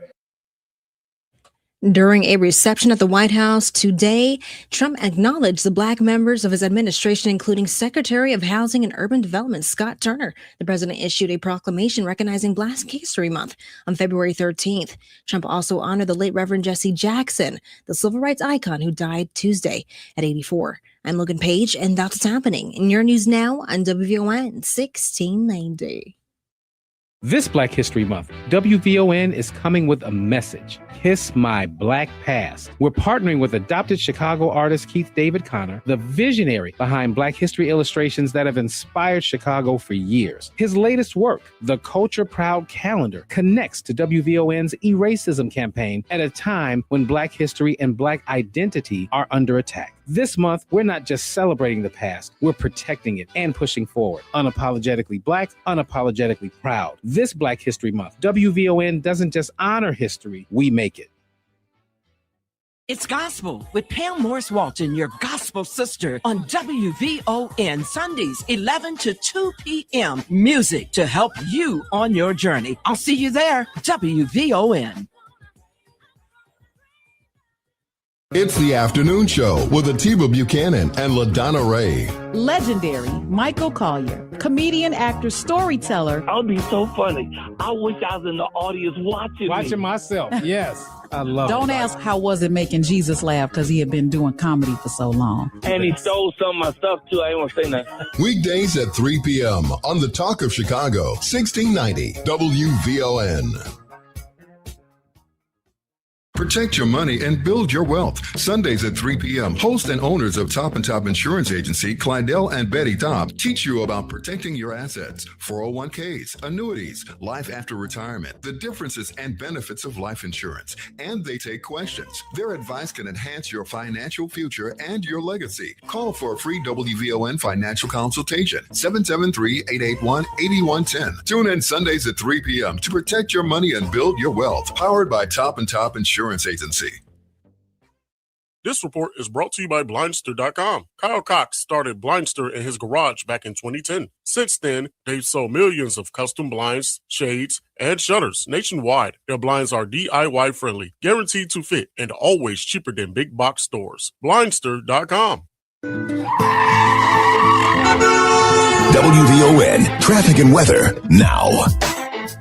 Good Wednesday afternoon, Chicago. I'm Logan Page, and here is your traffic update. Dan Ryan, downtown on 95th, stop and go traffic 40 minutes. I-57, Ryan to I-80, 1 minute delay, 16 minutes. Bishop Ford, Ryan to I-80, 94, slow go, 14 minutes. Stevenson, DuSable, Lakeshore Drive to the Tri-State, stop and go traffic 15 minutes. Eisenhower, Wolfton Post Office, stop and go traffic 48 minutes. Kennedy, downtown to O'Hare, stop and go traffic 42 minutes. And Edens, Montrose, Lake Cook, smooth sailing 14 minutes. Your weather for today, Chicago. Early morning showers and windy, high of 65 and a low of 36. Tomorrow, showers and storms, high of 59 and a low of 35. It's currently 63 degrees and clear skies. I'm Logan Page, and that's your traffic and weather update on WVON 1690.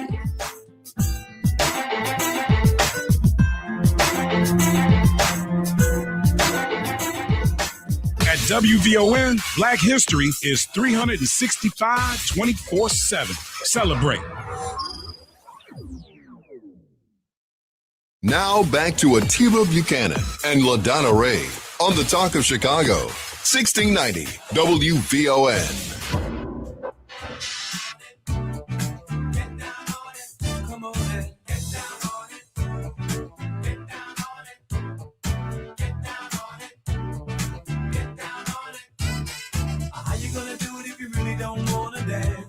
By standing on the wall, get your back up off the wall.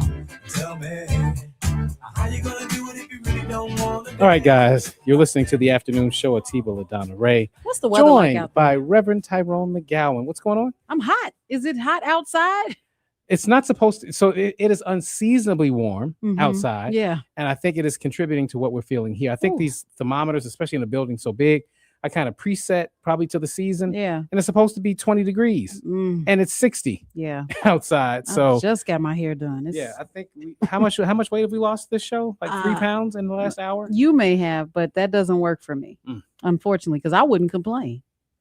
I'd be like, cool. Hey, it's a good byproduct. Well, Reverend Tyrone McGowan, we're discussing Black excellence, Black legacy with your children, what it takes to raise children that you can be proud of, that represent the family well, and you can continue the legacy. And we're doing it through the lens of the Jackson family. Wait, I want to interrupt you. You said children that you can be proud of, because who are we to say that people are not proud of their children that wear the bonnets? And you know what I mean? I want to say that how do you raise children that meet or exceed the standard of the Black community? Where did it go? Have a standard? Right. We do have a standard. It just got lost along the way. Okay. Something happened along the way. Agree. Yeah. So ultimately, Reverend, as a former youth director for Operation Push, and you spent a lot of time around Reverend Jackson. You spent a lot of time around him and his family. We appreciate you giving us insight into the man that you got to know that poured into you. You weren't the son, but you were probably treated like one, right? No, grandson. Yeah. There you go. There you go. A grandson. So sit tight with us. We're going to take some calls. We got Brother Chris first. Hey, Brother Chris, thanks for calling.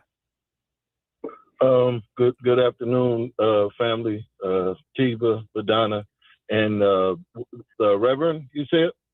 Yes, Reverend McGowan. Yes. Reverend McGowan, especially in this moment in time, I just wanted to say, my condolences, my love for the family, love for Reverend Jackson.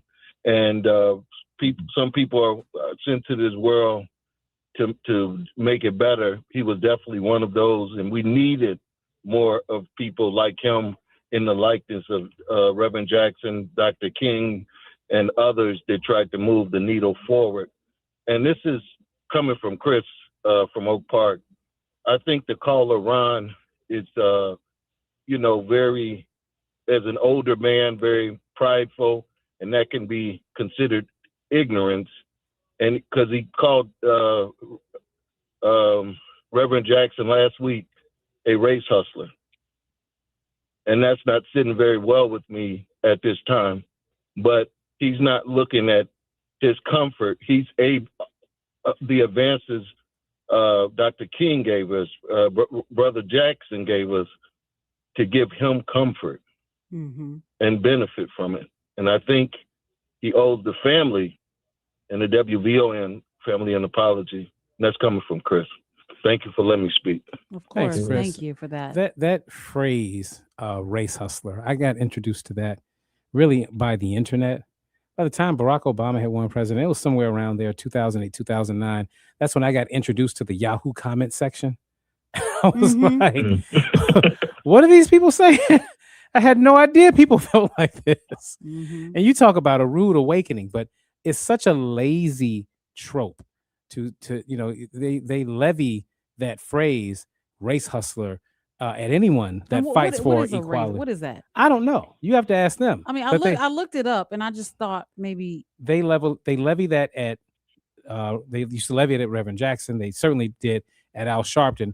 But anyone that fights for equality, that's the first thing they throw out at him. But it seems like it's equality equal to pulling the race card. Yeah, exactly. What it looks like. Yeah, absolutely. So my question for you in this, Mr. McGowan, Pastor McGowan, is, in your experience, how did you see Reverend Jackson deal with this kind of criticism?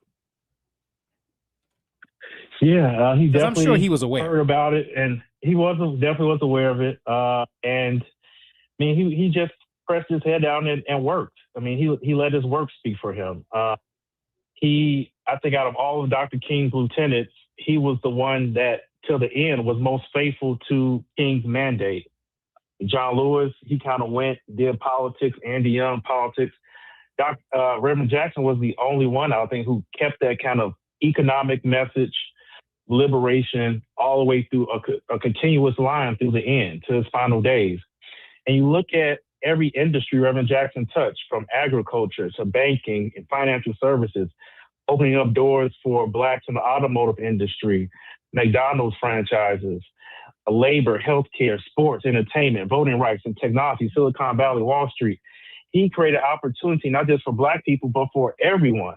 He knew that if we could lift and create opportunities for Black people, everyone would benefit from it. So he was not a race hustler, and I think that is where we get this kind of right-wing conservative propaganda that seeps into our consciousness, and we start regurgitating it, and it's really self-defeating. But he was the complete opposite. Every day he woke up, he was committed to Black people, committed to the liberation of our people, and he knew that if we were liberated, it will lift the entire American people and the entire world.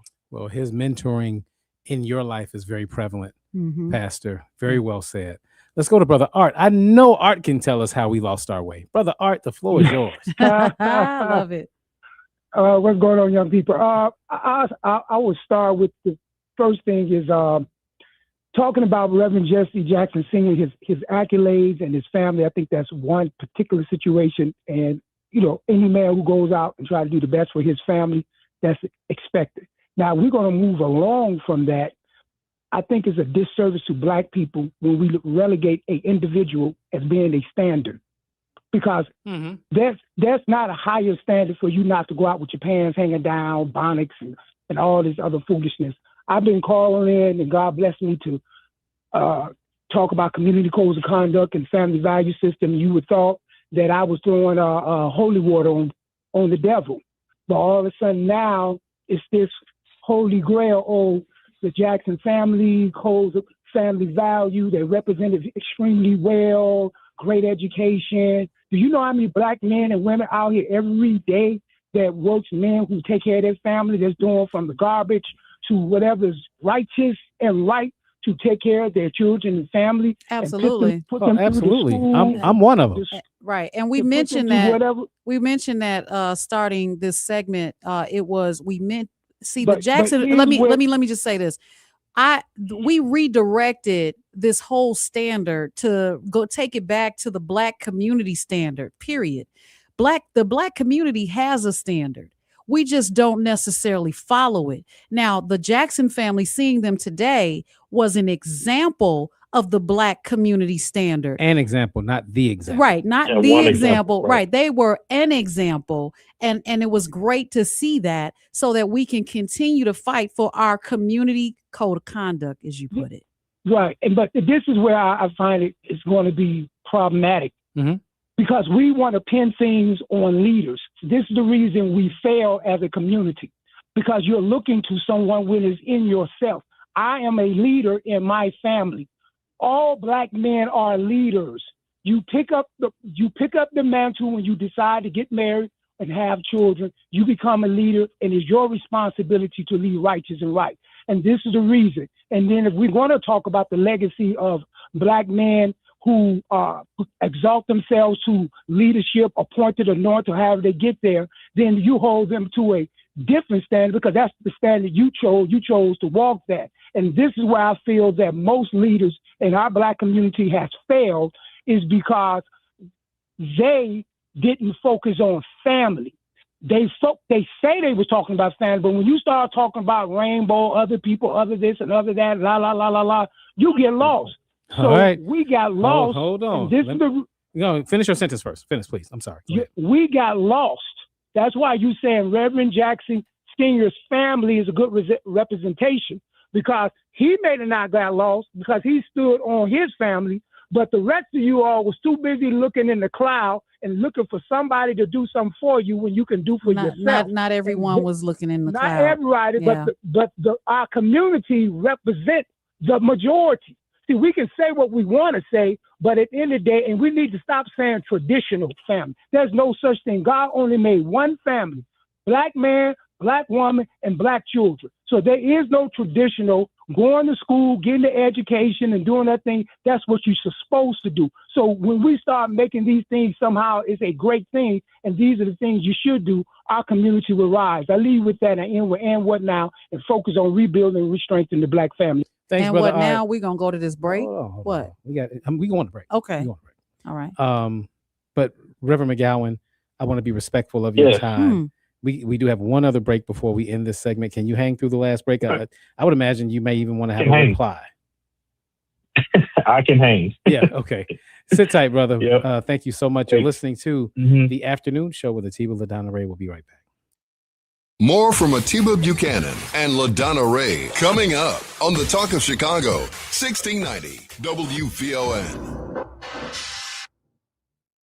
Coverage varies by plan. View contracts and exclusions at endurancewarranty.com. If your car is out of warranty, one major repair bill could wipe you out. Just ask Ludacris. Car breakdowns can wreck your wallet. Without Endurance, a worn-out timing belt could cost you $1,700. A busted transmission, that's $4,000 easy. An engine meltdown, $7,000. But if you've got Endurance, you could never pay out of pocket for a car repair again. With Endurance, your car's most expensive parts are covered. Plus, you pick the mechanic you trust to do the work. With Endurance, your rate stays the same no matter how many claims you file. If your car is under 20 years old, Endurance has you covered with unlimited miles. Plus, your plan includes 24/7 roadside assistance anywhere in the country. Choose the name Ludacris trusts, Endurance. Right now, get $300 off any plan, plus a year of elite benefits, a $2,000 $1,000 value free, all backed by a 30-day money-back guarantee.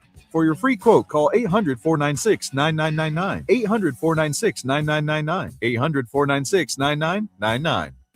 Catch Reverend Al Sharpton online at WVON.com or on the WVON app. Just click the Al Sharpton banner. Tune in every day at 12 noon for your daily dose. And if you miss it, catch the overnight replay from midnight to 3 a.m. We're keeping it real with Al Sharpton on WVON 1690. Tell everybody, Reverend Al told you personally, keep it real. Keep it real. Whatever you do, keep it real. It's Rufus Williams. This is not the America that we thought it was. Certainly not now. And whatever pushing has to go to reverse that, I'm sure that Keith Ellison and the others there in Minneapolis are doing it, because anything that's happening anywhere can happen right here to us. And there's no reason to believe in any way, shape, or form that you can be separated from it. Weekdays at 7 a.m. on the Talk of Chicago, 1690 WVON. This report is brought to you by Blindster.com. Kyle Cox started Blindster in his garage back in 2010. Since then, they've sold millions of custom blinds, shades, and shutters nationwide. Their blinds are DIY friendly, guaranteed to fit, and always cheaper than big box stores. Blindster.com. Now back to Atiba Buchanan and LaDonna Ray on the Talk of Chicago, 1690 WVON. Look at her. She's a bad man, just as fine as she can be. Hey, she's a bad man. It took me a long time. So I was a board operator at 103.5 long time ago. This was the beat back then. And I swore up and down that was Stevie Wonder. That was a long time ago. It was. All right. We're back on the afternoon show. Atiba LaDonna Ray. We're joined by Reverend Tyrone McGowan. Again, former youth director for Operation Push, had worked very closely with Reverend Jackson through the years. And we're just talking about, raising kids in Black excellence. Brother Art gave us a mouthful, Reverend, and I just wondered if you had any type of remark or reply. He did. And I would just say, we're as we've been saying, what we saw today was just one. It's not the example. It's one example. There are multiplicity of ways that you can define and see Black excellence. We've lifted up some. I know LaDonna, you lifted up. What was the family? I think I know that family that you said you live next door to. Did they go to Emmanuel Baptist Church? I don't remember. Yeah. The Lenders on 75th in Indiana. I think I know that the father is a preacher. Yep, absolutely. But we can name several people like that, and so we shouldn't get caught up in idolizing or putting a certain group on a pedestal. I agree with that, but also we have to and Yusef put it very plainly at the end of the press conference today. Reverend Jackson's son, he says that Reverend's legacy will not be passed down through blood necessarily, but his work will be passed on through the Spirit. Mm-hmm. And that so this is an inclusive work, that no matter where you are included in this. And that's the type of spirit Reverend Jackson had, that you too can be a part of this great work. You too can be an heir to this legacy. And that's how I was included in this work. I'm not, I wasn't born into a family with high name idea, high name recognition, but I was kind of engrafted into this. I caught the Spirit. The Spirit led me into this way. The Spirit allowed me to cross paths with Reverend Jackson and put me on this trajectory to where I am now. So when I go to a place like Whitney Young or Morehouse or Yale Divinity School, yes, I worked hard, but there was also some opportunities and some doors that opened. So you need all of this ecosystem coming together. It's just not one thing, just not one ingredient, but it's a collective ecosystem that comes together to produce a product in spite of the racism, in spite of the barriers that are out there that's keeping us back. Mm-hmm. All right, let's get back. Thank you so much. Very well said. Let's get to Ziff. Hey, Ziff, thanks for calling. Hi, Ziff. How's everybody doing? Swelltastic. I got over to Rainbow Push yesterday at 5:00 in the morning because I wanted to catch the Angels before they took him off, and I was able to do that. Reverend Jackson, I started in the movement in 1967, The Wall of Respect, and I thank you all for listening to me. I'm just going to tell you a couple of things. In 1975, I was at King High School. Frank Robertson became the first black manager. Reverend Jackson got our baseball team from high school, King High School, and brought us to Push to meet, have a dinner for Frank Robertson. That's the kind of person he was. But the disappointment I have with us, I just went and bought me 10 chicken wings, 5 for now and 5 for later. But I bought them from the Arabs.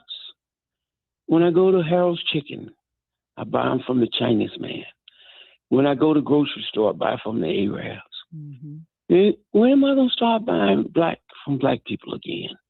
I think that's the Jesse legacy we need to work on. Is getting back to where we was when Jesse started, when Reverend Jackson started off. I think that is the biggest thing we can do. We need to really just I think we just stop. Just everybody, I mean, literally, if everybody just stop. Ziff, I'm gonna slide in on you. I'm gonna slide where we're going. Yeah, Thank you, brother. you named all. Why you hang up on them? We got to get to keep going. Answer. All right, Ziff, you talked about buying those products from everyone other than us. We got some chicken wings today from a black-owned business. They're out there. Black Wall Street lives, okay, if not even better. We just have to support. We can't go based on the convenience so that we can have these conversations. We have to support the ones that are there so they can expand and come into our communities. So we have to be intentional. I just had to slide in because there are black grocery stores. There are black everything that we need just about. But the ones he named, definitely. Absolutely. Brother Hall, take us home. Yeah, thank you for taking my call. I was going earlier, but I had to leave. Let me just say this right quick, if I could. We got to get out of the business of always want to make an excuse why we can't buy black. Right. You know, we throw up. I was talking with a lady today, and the first thing she said is that it didn't taste that well, and once I tasted it, don't taste that well, I don't go back. Because I said, why don't you go back and just let them know that, the food wasn't that great and you would like to try it again. But we got to get out of that business, just like we got to get out of the business of letting people like a disgusted ass Ron. Oh, excuse me, that disgusted Ron call. I could always call. No, that's Mike that used to name call, not you, Brother Hall. Yeah, don't do that. All right. He's don't do that. We don't want a name call, but we get your frustration, brother. Yeah, we do. And we appreciate it, Especially but we don't want a name call. Pastor McGowan, you've been a gem this hour. Go ahead. Well, I want to give you the floor for some final remarks. One about, again, the topic of today, just raising children in excellence, and any final thoughts you have about Reverend Jackson. Well, again, thank you both for having me. It's been a joy today. It's been a busy and heavy last couple of days, but this has been a joy and therapeutic for me just to talk about him and what he means to me. So thank you for giving me this opportunity. But he would say, our struggle at 400 years in this country can be broken down into 4 phases. The first phase, ending chattel slavery, 250 years of chattel slavery. Second phase, ending Jim Crow laws. Third phase, securing the right to vote. Fourth phase, which we're currently in, is securing access to capital, industry, technology, and deal flow. And that is harkening back to that breadbasket model that Dr. King sent him here to Chicago to fulfill. And he carried that mantle for the last 60 years faithfully. That's what we still are. We must pick up that mantle and fight to include everyone. He believed in a big tent. He believed in a rainbow coalition, that there's enough for everyone. We have to stop living from a place of scarcity and live from a place of abundance, that God created this world for all of us. Everyone can be included. No one should be excluded. And we must find a moral common ground, and that will lead us to a moral higher ground. And if we do that, lions and lambs can lay down together and find peace in the valley. There it is. We want to thank you so much for taking time to join us. And I'm glad we got to know you. Yeah, and thank you for telling us about your experience working with Reverend Jesse L. Jackson. We can't get that. Yes, you can't download that. Okay, it had to come from you. So we really appreciate that. Yes. And you appreciate you all. Back anytime, bro. And carry that torch. Continue to carry it on. Will do. Thank you all. You guys keep up the great work and the great content. Thank you, sir. All right, we're going to take our last break of this hour, but we got more great content on the other side. somebody's calling in that we want to let slide in for just a second. Who is it? It's a surprise. Or as my kids used to say when they were kids, it's a surprise. A surprise. Yes. Well, you talking to grown people now. Yeah. It's a surprise. Yes. So Got to that do what said, you say, what you're supposed to say. we'll be right back at T-Bill Adonare. Happy Wednesday afternoon, Chicago. I'm Logan Page, and here are your news headlines. Illinois races over $1.1 billion in medical debt. Dirty rain leaves cars covered in dust. Chicago Bears promote Taylor to OC, add staff members.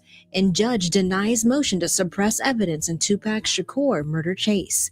National news from the Black Information Network is up next on Chicago's only urban talk radio station, WVON 1690, Berwyn, Chicago.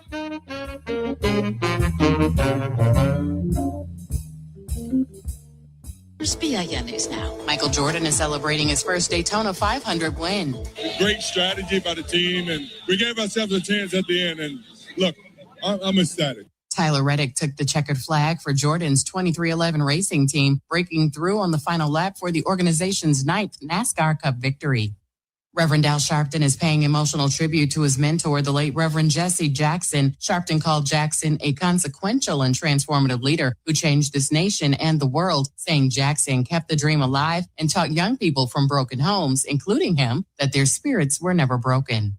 And Celtic star Jaylen Brown says he was targeted by Beverly Hills police after the officers shut down his All-Star Weekend event. Police say he needed a permit, but Brown insists it was a leadership panel at a reasonable hour, not a party. Get BIN News Now on demand 24/7 on the iHeartRadio app. Back to Terry McCready. A group of Senate Democrats are raising concerns over the recent departure of the head of the Department of Justice's Antitrust Division. This is long term.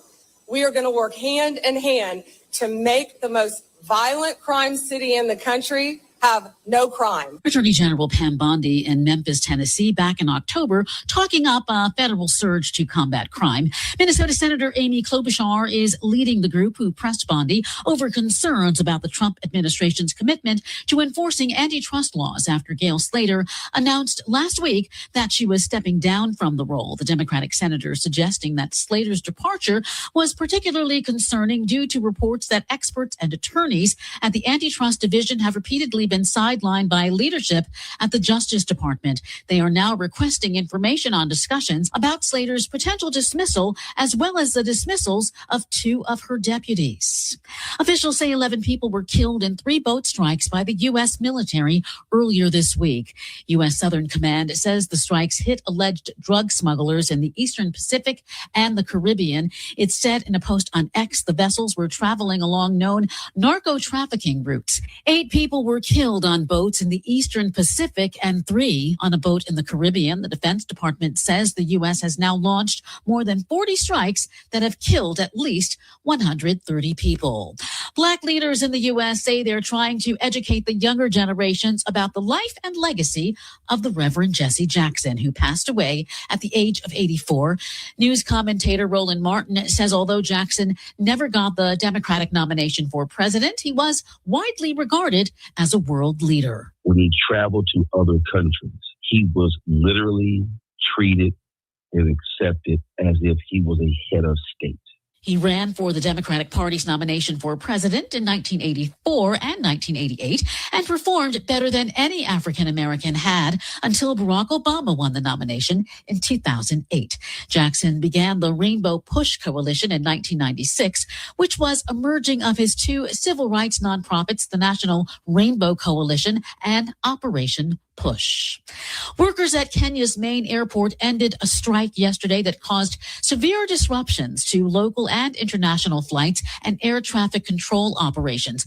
Nairobi's Jomo Kenyatta International Airport is one of the busiest air transport hubs on the continent, and the slowdown left thousands of passengers stranded. The airport's authority posted on X that the Kenya Aviation Workers Union agreed to return to work following mediation by the government and other officials. The walkout fallout stemmed from unresolved grievances, including an employment agreement that stalled in negotiations. Stay informed, stay connected, and subscribe.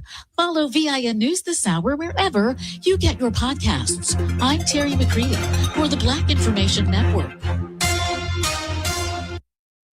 Why'd I go to the doctor? Working on the farm, my heart kept skipping a beat. I didn't think much of it, but my daughters made me get checked out. Turns out I have atrial fibrillation, which increases the risk of stroke about 5 times. Symptoms like irregular heartbeat, heart racing, chest pain, shortness of breath, fatigue, or lightheadedness can come and go. But if it's AFib, the risk of stroke remains. If you have symptoms, contact a doctor. I'm so glad I did. Visit notimetowait.com. Sponsored by Bristol Myers Squibb and Pfizer. Okay, get this. Now at Wendy's, you get to go biggie with new Biggie deals. That means going biggie with the $4 Biggie Bites, biggier with the $6 Biggie Bag, or biggiest with an $8 Biggie Bundle. So now you can choose and customize your Biggie deal. As you should. Sorry, I get fired up when I'm talking deals. More Biggie options so you can get more of what you really want at Wendy's. Price and participation may vary. Single items at regular price. Prices may be higher in Alaska, California, and Hawaii. Hey, it's Cleopatra Draper. Join me for the Midday Show weekdays at 9 a.m. where we'll sip and spill all the tea. Do you want it hot or cold? Either way, we're serving up the flavor of the day. Weekdays at 9 a.m. right here on the station giving you what's now and what's next. 1690 WVON. This report is brought to you by ComEd, powering lives. Here's a great savings idea. Did you know you've got the power to manage your energy? Yep, from usage alerts to energy savings programs and more. ComEd has all kinds of ideas to help you gain control over your energy cost. Find out more at ComEd.com/energy savings. WVON traffic and weather now. Good Wednesday afternoon, Chicago. I'm Logan Page, and here is your traffic update. In Ryan, downtown and 95th, stop and go traffic 43 minutes. I-57, Ryan to I-80, slow go 15 minutes. Bishop Ford, Ryan to I-80, 94. Slow moving traffic 14 minutes. Stevenson DuSable Lakeshore Drive to the Tri-State. Please be cautious. There is a disabled vehicle on the right shoulder. Stevenson at King Drive, 54 minutes. Kennedy downtown to O'Hare. Stop and go traffic 45 minutes. Eisenhower, Wolftoe Post Office, stop and go traffic 45 minutes. And Eden's, Montrose, Lake Cook, smooth sailing 14 minutes. Your weather for today, Chicago, early morning showers and windy. High of 65 and a low of 36. Tomorrow, showers and storms. High 59 and a low of 35. It's currently 61 degrees and clear skies. I'm Logan Page, and that's your traffic and weather update on WVON 1690.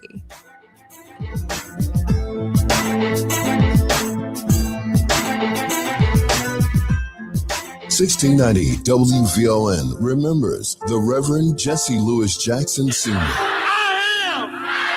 Black, beautiful, proud. I must be respected. I must be protected.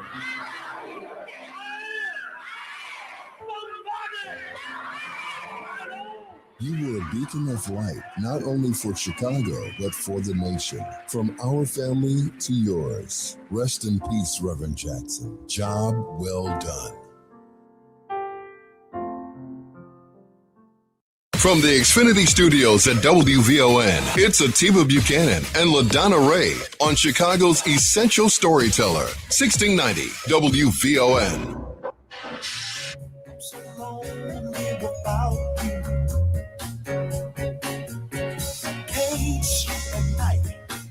Always thinking about you.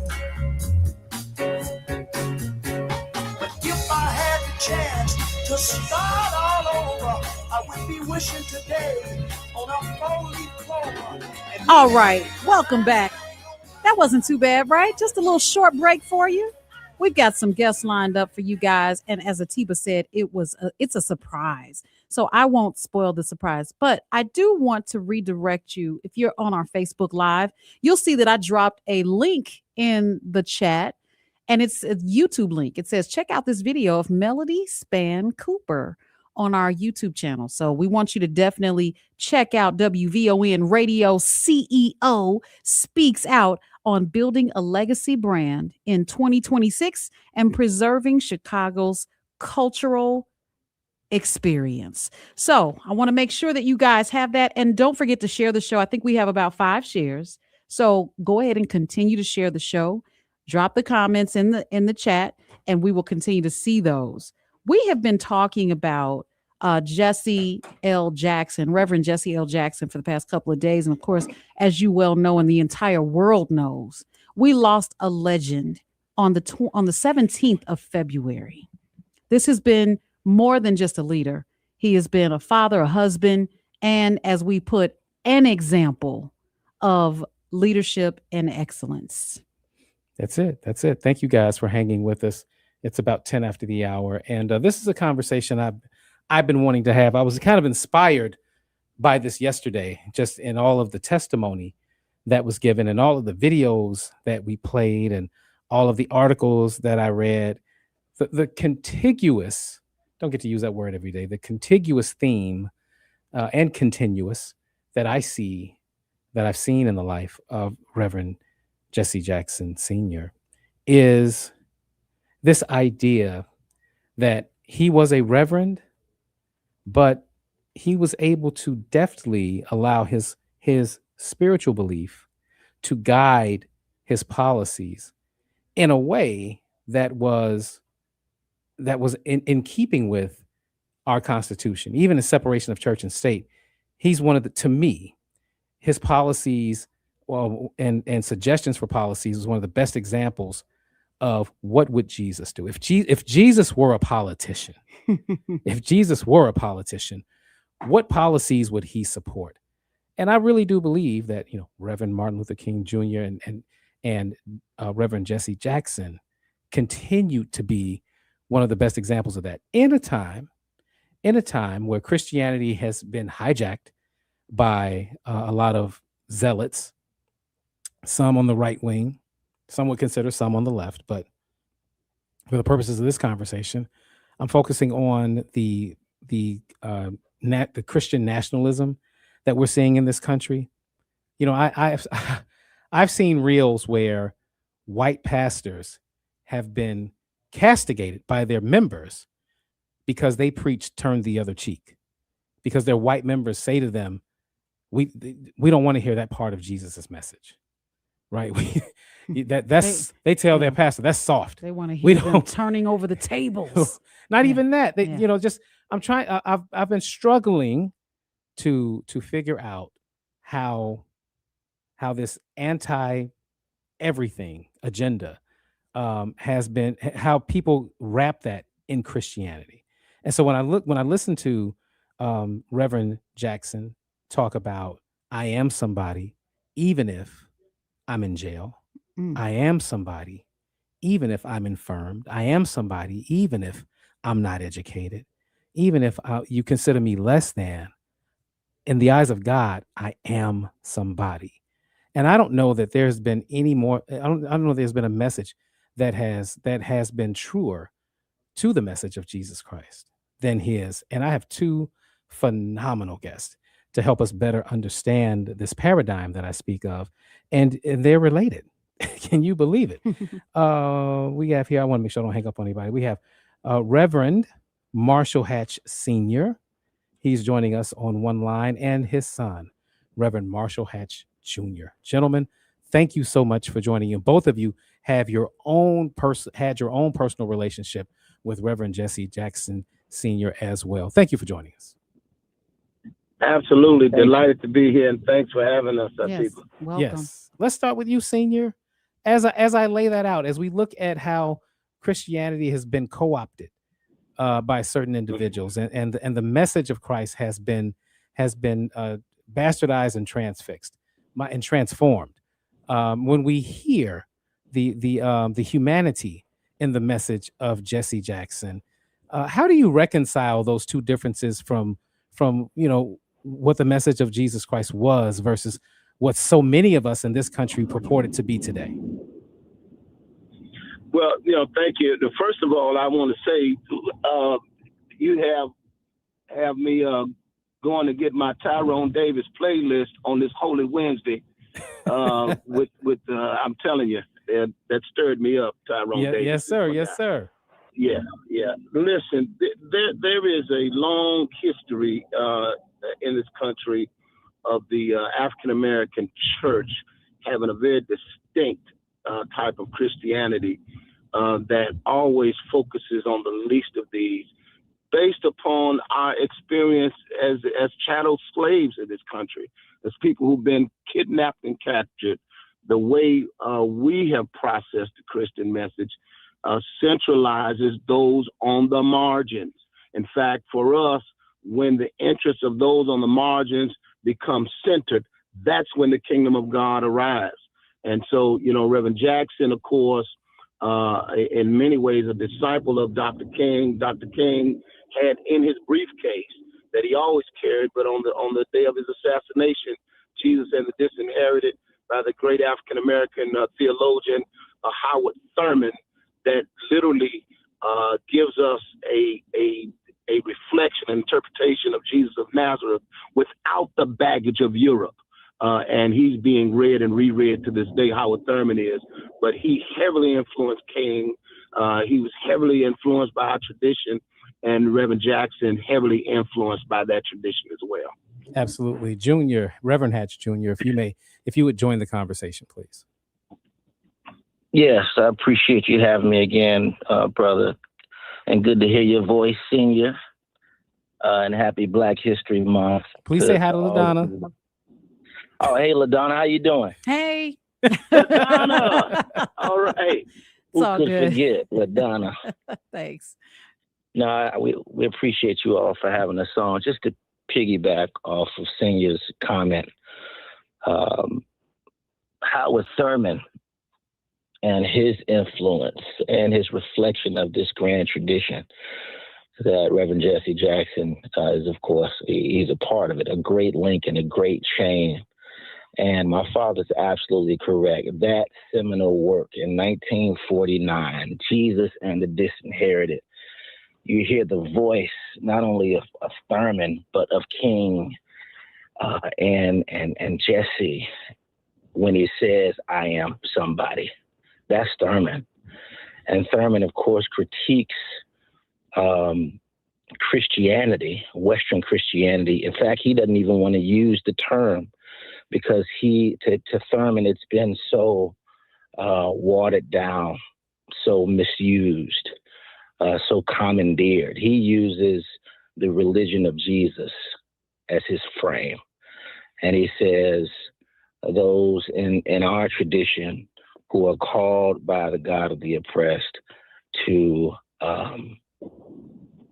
fight, to be freedom fighters, are called to fight against the hellhounds, which are fear, hatred, and deception. And so that's who Reverend Jesse Jackson was and is. That's the spirit of Reverend Jesse Jackson. That's the spirit of who we are at our best. And so I think it's quite profound to reflect on all of this in this Black History Month 2026, and for Reverend Jesse Jackson to be called home in this season.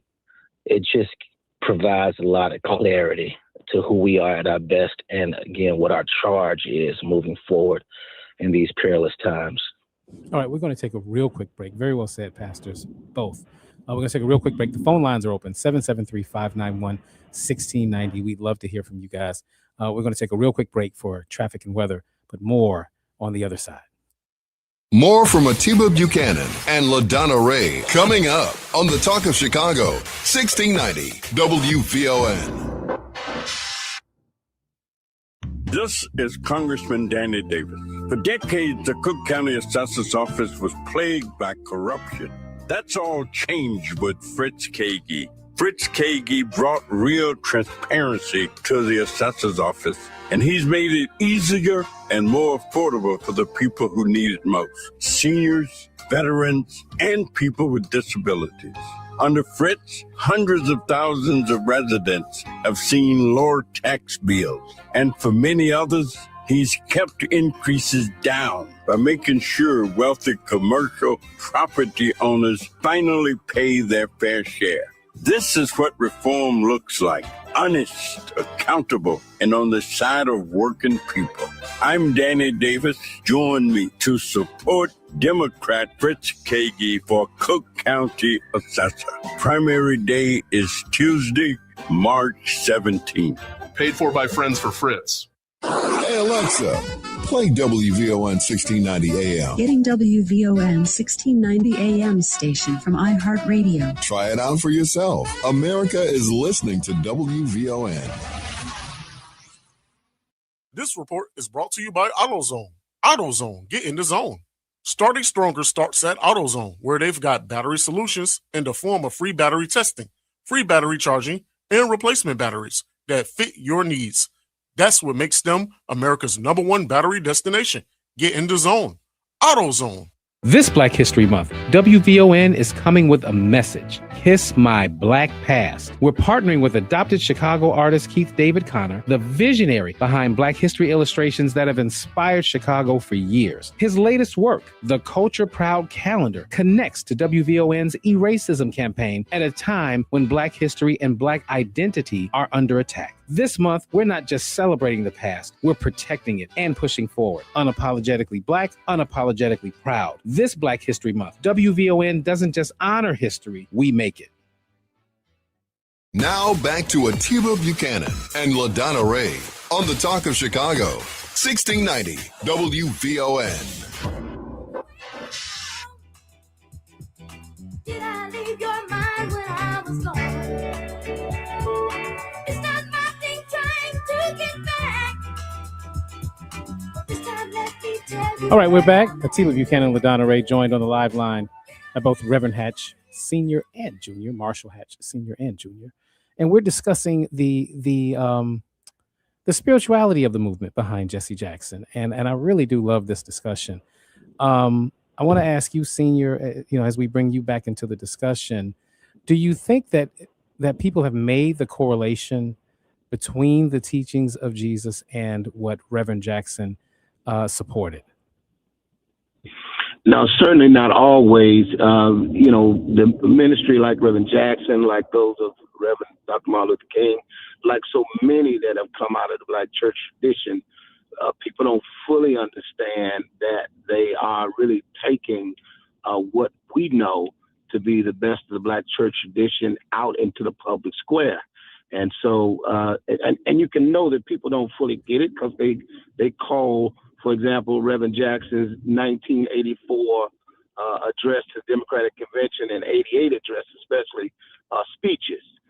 Those were public sermons. Yeah. They had moral content, religious content. And so, it's a beautiful thing for those of us that understand the prophetic tradition to see the prophet take the word out into the public square and make the case for the values of the kingdom of God that is always about the least of these. And so people don't fully appreciate it, but it is certainly the source of it really comes really out of the scripture. Do you think that it is a message, and now I'm going to Junior, that can resonate with where we are today? Because there are a lot of people, they're not trying to hit us turn the other cheek stuff. They're not trying to hear much of what was actually taught. For a lot of people, it is soft. It is weak. And so I just wonder, have we gotten away from that, or have the teachings been so mistaught that we don't even really recognize what they are anymore? I appreciate the question. I sat with a group of young men from Kenwood High School on King Day, this past King Day, and we wrestled with King's 6 principles of nonviolence together. And the fundamental question we wrestled with was King misguided, or was King a fool to usher us in a movement of nonviolence? What were the successes, but what were the misses? Before you continue, let me just say, I applaud you guys for even having that discussion. Like, it's great that you could even pose that question, because in a lot of circles, the question itself that you just posed would have been blasphemous. But we need to be able to ask these tough questions to get to where we're going. So again, kudos to you guys for being bold enough to have the discussion in that framing. Go ahead.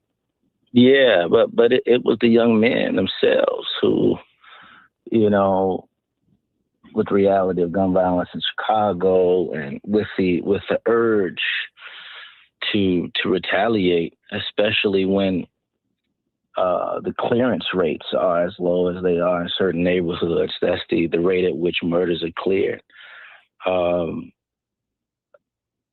The answer, the consensus of these young men was it actually takes more strength to restrain. It takes more strength to believe, and wisdom to believe in a God who says vengeance is mine. And so to your question, it's taking the scripture seriously. It's taking Exodus 3 seriously. It's taking Isaiah 61, Luke 4, 18, 19, Matthew 25. It's taking the scripture seriously. And of course, it relies on the leadership of those like Reverend Jesse Jackson to, as my father said, take these messages, these principles to the public square and make them palatable, right? We've been looking at all of the videos of Reverend Jesse Jackson on social media, and one of the ones that I was reminded of that was just very potent was when he was on the Different World show. And, he's given a 5-minute lecture to all of the characters on Different World, Dwayne Wayne, Whitley Gilbert, and he's rhyming, but he's also giving them content and context. And so the message was as important as the messenger. And I think, just to get back to your question, that's what we need now. We need messengers who are able to take this age-old message, this religion of Jesus, back to Thurman, to the public square, and make it believable again. Atiba mentioned it is weak. That didn't sit well with me, because as a boy mom, my boys, it's hard to tell them to be weak. Okay. And when you say something like nonviolence, it's hard to quantify what that looks like. But my question to you is, if we're going to push being nonviolent, what is that going to be replaced with? It has to be replaced with something. I'm not trying to do alliteration. It just came out that way, but positioning, policy, patience, power, and parenting, those things have to replace the nonviolence, because just standing there and allowing someone to beat you down, if you will, that's no one can visualize allowing that to happen. But if you get into position and understand policy and exercise patience, and then you gain power, and of course strong parenting helps with that, then we can do the nonviolent route. What say you? Well, I think fundamentally it's about moral authority in this age. And, if you look at our leadership, if you look at president and the cadre of misleaders in our federal government, there are no examples of moral leadership. And that trickles down. And I understand your question. And I think what Reverend Jesse Jackson and those of his ilk, they were trying to get us to understand is that when we're up against systems like the ones we're up against now, that have all of the guns and the nukes and all of that, it's nonviolence as a moral strategy, but also as a political strategy, as a strategy that amasses power on the ground and shifts systems from the bottom up. And so we have the playbook. I understand your question and frustration. We have the playbook. I just think we're missing the spirit of it again. Let me ask you this, Senior. When we talk about policy, and LaDonna Ray, that was an excellent question, by the way. We talk about policy, and I think about people who have been incarcerated, right? So we have a new law here in Illinois that allows people that can have certain types of crimes in their record expunged without really due process, without, like, it's automatically done now. But we've always struggled as a society with people who've committed crimes. We've always struggled with coming up with a reasonable way for them to pay their debt to society and then get back into society in a way that is dignified. And those are the kinds of policies that I affiliate and associate with Reverend Jackson, that are again the policies that I feel are God inspired.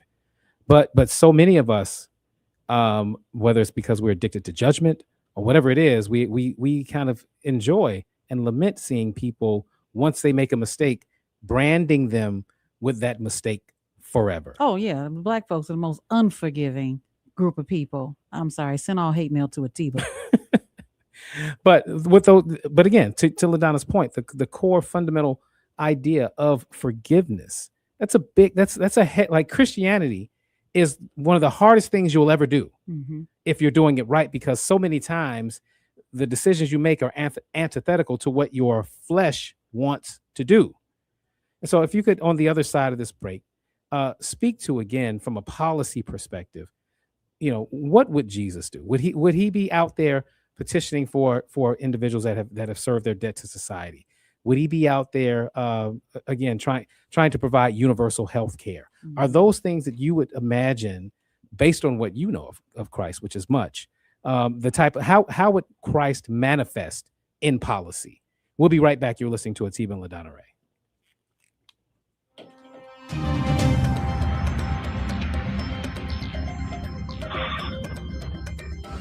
Hope you're having a wonderful Wednesday afternoon, Chicago. I'm Logan Page, and here's what's happening in your local and national news.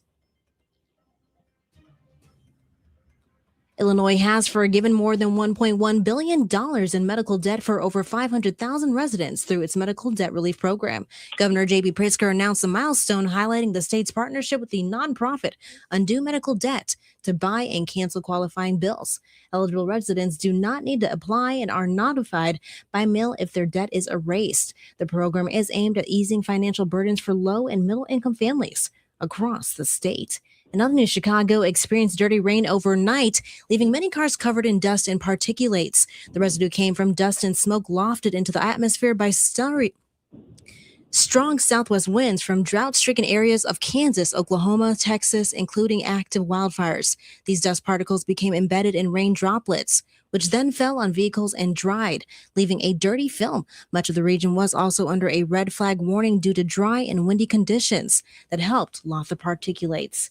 In other news, the Chicago Bears continue reshaping their coaching staff. The team announced that Press Taylor has been elevated to offensive coordinator, taking over the position under second-year head coach Ben Johnson. Taylor was previously a passing game coordinator and is filing the spot vacated by previous offensive coordinator Declan Doyle, who's taking the same position with the Baltimore Ravens. The Bears also announced that Eric Studesville is adding to Johnson's staff as a running back coach. Lawing as an offensive analyst, and Isaiah Ford as an offensive quality control coach. And a judge is denying motion to suppress evidence in the case against Dwayne Keith Davis, the only person charged in the death of Tupac Shakur. The ruling has and was handed down during a court hearing on Tuesday. It means evidence gathered during a 2023 search of Davis's home can be used during his upcoming trial. It's currently set for August 10th. Tupac was killed in a drive-by shooting in Las Vegas almost 30 years ago. I'm Logan Page, and that's what's happening in your news now on WVON 1690.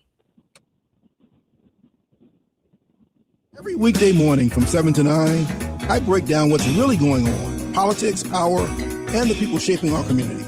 Think of it like your morning newspaper, headlines, context, and what it actually means. So you can take it in, sit with it, and move smarter through your day. If you're part of the Root Crew, you already know. And if you're watching on Facebook Live, the comments are a whole other show. A family reunion happening in real time. Listen live or on the WVON app, or join us on Facebook Live. It's the Rufus Williams Show, weekdays 7 to 9, right here on 1690 WVON. Hey, Chicago, this one is for you. Join OG Mr. Rick for the OG Culture Report every Thursday night from 9 to 12 right here on WVON 1690 AM.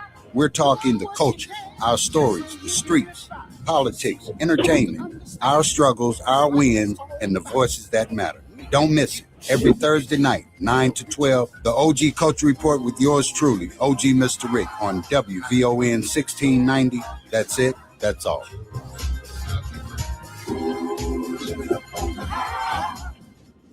This report is brought to you by Mattress Firm. Score major deals on top brands at Mattress Firm's President's Day sale. Find your dream mattress today. Their sleep experts are highly trained to find the right one to fit your unique needs. They make sleep easy. WVON traffic and weather now. Good Wednesday afternoon, Chicago. I'm Logan Page, and here is your traffic update. In Ryan, downtown on 95th, stop and go traffic 37 minutes. I-57, Ryan to I-80, slow go 17 minutes. Bishop Ford, Ryan to I-80, 94, slow moving traffic 14 minutes. Stevenson, DuSable, Lakeshore Drive to the Tri-State, please be cautious. There is a disabled vehicle on the right shoulder. Stevenson at King Drive, 57 minutes. Eisenhower, Wilto Post Office, stop and go traffic, 42 minutes. Kennedy, downtown to O'Hare, bumper to bumper traffic, 46 minutes. And Eden's, Montrose, Lake Cook, smooth sailing, 14 minutes. Your weather for today, Chicago, early morning showers and windy. I have 65 and a low of 36. Tomorrow, showers and storms. High 59 and a low of 35. It's currently 61 degrees and clear skies. I'm Logan Page, and that's your traffic and weather update on WVON 1690.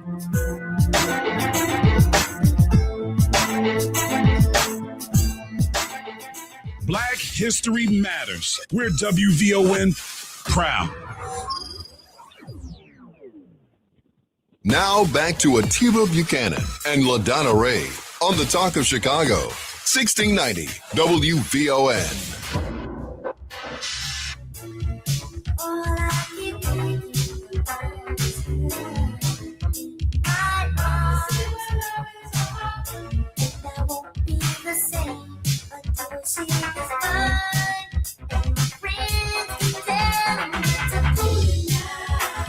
Cool it now.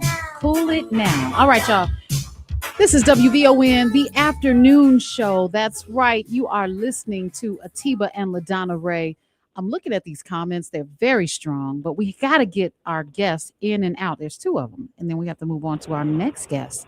But for Pastor Hatch, Senior and Junior, I want to thank you guys for coming on the show and really laying it out when it comes to having a conflicting way of approaching policy and church, because I think we struggle with that no matter what. Myself, I don't have a problem with my pastor talking about politics as long as he's not pushing for a particular candidate.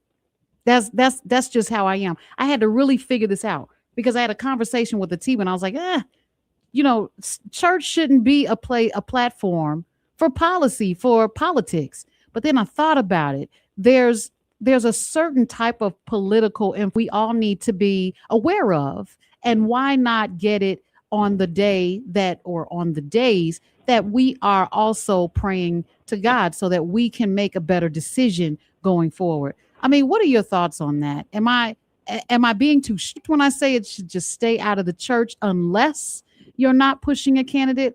Or what are your thoughts on that? I guess Junior. Yeah. As you were talking, Sister LaDonna, I thought about the model of Reverend Jeremiah Wright at Trinity, and I thought about the way that he threaded that needle, and I think it's informative and instructive for us today. You know, as we know, this was President Barack Obama's pastor, more than 20 years. Baptized the kids, married him and Michelle, gave fiery sermons from the pulpit.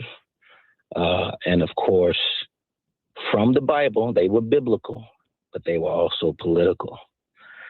And when I said thread the needle, what I meant was even when Barack Obama became president, Pastor Jeremiah Wright continued to challenge him and of course other political leaders, as they should, to promote policies that are just and equitable and fair.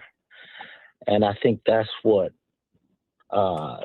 instructive for pastors. You know, when you see those on the right, those Christian nationalists that you talked about, a white Christian nationalist, Antifa, of course they're just bowing at the throne of power at the White House. You know, their God is representative of and symbolic of the American flag. They worship the nation. I think those like Pastor Jeremiah Wright and so many others, it's the inverse. It's the opposite. It's the God of the Bible that says that there is no nation over God. Let me ask you, Senior. I'd asked you before the break, and I forgot to come back into my question, but I'm back with it. How does Christ show up in policy? Is that question too broad? No, I think, we live our values, and for example, we were talking about nonviolence. When you look at the context of the scriptures, say, Jesus in the Gospels, he's really talking to an oppressed people. It's like the first place we need to demonstrate nonviolence is with people around us, because those are the ones that we harm the most, are the people who look just like us. So it's a matter of a principle. Like Marshall just talked about, a lot of the violence in our community is driven by retaliation. And one of the reasons why we feel so strongly about the criminal justice system and people getting justice is because in many cases we're the victims of violence. And so, we're really talking to a broken people, and much of the gospel is in that context of talking to people who are colonized. And so, when it comes to public policy, though, when we talk about expungement, we're really talking about people who committed nonviolent crimes. And so, we're living in a system where people have been victims of mass incarceration, where the war on drugs, for example, was a war against Black people. And so we see that, people have been, that the laws have changed, and now cannabis is an industry, but nobody's talked about repairing the people who have been harmed when it had a different legal status. Well, that's what it was supposed to be about. The way that it has affected our community. Go ahead, I'm sorry. No, I was going to say that's what it was supposed to be about, right? It was trying to make good on the individuals that were disproportionately harmed. And even when it did roll out, we never saw the equity in it that we were supposed to see. So you're right. Exactly. So it's one thing, and I guess let me ask you about that. If you could speak to what it takes to turn policy from just a good idea or a good talking point into something that is actually impactful in people's lives. And that's the business of politics, which is why, preachers and prophets and churches and church doctrines are really designed on one level to shape people who go out and shape the culture and shape the politics, so that, that the policies are more just and more equitable. And that's where the prophet comes in, that gets to critique the system. As Marshall said, I distinctly remember, Jeremiah Wright, Dr. Wright, I was at that event when he spoke at the National Press Club. And they asked him, they said, well, do you think the way that you presented yourself today is going to harm Senator Barack Obama's chances for being president? And he spoke like a preacher. I was there. He said, well, if God wants him to be president, he'll be president.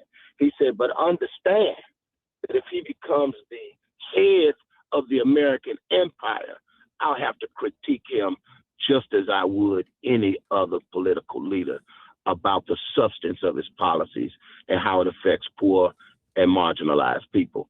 That's the role of the preacher prophet. And it's a very dangerous assignment in this context. And so, Reverend Jackson, of course, examples the kind of courage that it takes to operate at that level when you have to speak truth to power. That being said about Reverend Jackson, I'm glad that you brought it back to him as we continue to honor him on this day. Is Reverend Jackson the perfect glue between the preacher and the policy? And that's for Junior. Of course, we saw examples of that time and time again. My father talked about the 84 and 88 campaign and the respective, not speeches, but sermons in the public square at those respective DNC conventions. I think so. I think he was the perfect bridge. I do. I was listening to Dr. Cornel West earlier this morning reflect on the legacy of Reverend Jesse Jackson Sr., and he reflected on his phrase was his kinetic orality, or his ability to move people with his speech. And of course, Dr. West reflected on Reverend Jackson just being a wave in the ocean of this Black prophetic tradition that we've been, talking about in our time together tonight. And so, when you think about Frederick Douglass, when you think about Fannie Lou Hamer, Ella Baker, so many others, even the countless names, the names that are not household names, that are also bridges of the political and the religious. Yusef Jackson said something today that was profound as the children of Reverend Jesse Jackson Sr. reflected on his legacy at a press conference in front of the House. He said, my father would always say, it's my religion that influences my politics, not the other way around. Yes. And so to answer your question, he's the perfect blending of those traditions. Yeah, absolutely. And that's what concerns me in his absence is, often, sometimes people can view preachers, right, men of the cloth, as those guys talking about that religion over there, but it doesn't really impact what we're doing over here when it comes to the laws that we pass and when it comes to the way that we impact people's lives. And Jesse Jackson Sr. was like, no, I'm one of those guys, but and because I'm one of those guys, you're actually going to do right by these people. And I just hope that it's that tradition that I am most concerned about being carried on, so that people begin to understand that our morality should guide our policy, not in a religious way, but in a righteous way, if that makes sense. No, absolutely. I think Reverend Jackson also said that, he described himself as a public servant, not a perfect servant.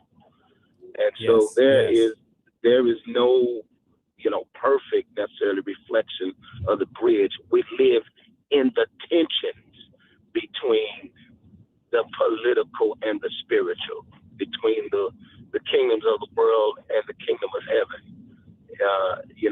So I'm comfortable in those tensions where we go back and forth. That's right. And never try to stay too far on either extreme. Thank you for that. That's a great way to close the segment. A public servant, not a perfect servant. Oh my, I will not forget that. Reverend Marshall Hatch Sr., Reverend Marshall Hatch Jr., gentlemen, thank you so much for your time and helping us navigate, again, a very nuanced conversation, but certainly I think something that is worthy in our remembrance of the Reverend Jesse Jackson Jr. Thank you so much, guys. Thank you, guys. Gentlemen. Thanks for having us. God bless. Take care. Thanks, LaDonna. Of course, you're welcome. All right, guys, sit tight, because after we come back, our good friend Carl West, the suspense is over. Mm-hmm. Carl West is going to join us to close the show. You're listening to Atiba and LaDonna Ray. More from Atiba Buchanan and LaDonna Ray coming up on the Talk of Chicago, 1690 WVON. That's another amazing run by Team USA. Mom, think I'll be on Team USA one day? Well, I'll take this one. What? Are you speaking to us? Yes. And to answer your question, anything's possible, especially with Xfinity. So I can be the best snowboarder ever? Well, I can't guarantee that, but Xfinity can guarantee that your internet price won't change for 5 years. Okay. What What if I practice every day? Then maybe you'll be snowboarding for Team USA at the next Olympic Winter Games. And Mom, you'll still be paying the same price for Wi-Fi. Ooh, really stuck the landing there. It's the Xfinity Gold Medal Celebration. Now through February 22nd, get our best price on gig Wi-Fi for 5 years guaranteed, just $50 a month. Plus, get Peacock Premium included for 2 years. That's a $10.99 value per month. Xfinity. Imagine that. Proud partner of Team USA. Restrictions apply. Requires paperless billing and auto pay with stored bank account. Taxes and fees extra. Actual speeds vary. I'm Rufus Williams. Watch the new episode of Bound and Woven, where I sit down with a woman whose story shook this city and moved the nation. Anjanette Young, author of Past the Pain, joins me for a raw and honest conversation about trauma, accountability, and what it really takes to rebuild your life when the system fails you. This is an easy conversation, but it's necessary. Join me for Bound and Woven, streaming now on Vine TV, which you can catch on Roku, Amazon Fire, Apple TV Plus, the WVON app, or simply go to VON.TV. Why'd I go to the doctor? Working on the farm, my heart kept skipping a beat. I didn't think much of it, but my daughters made me get checked out. Turns out I have atrial fibrillation, which increases the risk of stroke about 5 times. Symptoms like irregular heartbeat, heart racing, chest pain, shortness of breath, fatigue, or lightheadedness can come and go. But if it's AFib, the risk of stroke remains. If you have symptoms, contact a doctor. I'm so glad I did. Visit notimetowait.com. Sponsored by Bristol Myers Squibb and Pfizer. Okay, get this. Now at Wendy's, you get to go biggie with new Biggie deals. That means going biggie with the $4 Biggie Bites, biggier with the $6 Biggie Bag, or biggiest with an $8 Biggie Bundle. So now you can choose and customize your Biggie deal. As you should. Sorry, I get fired up when I'm talking deals. More Biggie options so you can get more of what you really want at Wendy's. Price and participation may vary. Single items at regular price. Prices may be higher in Alaska, California, and Hawaii.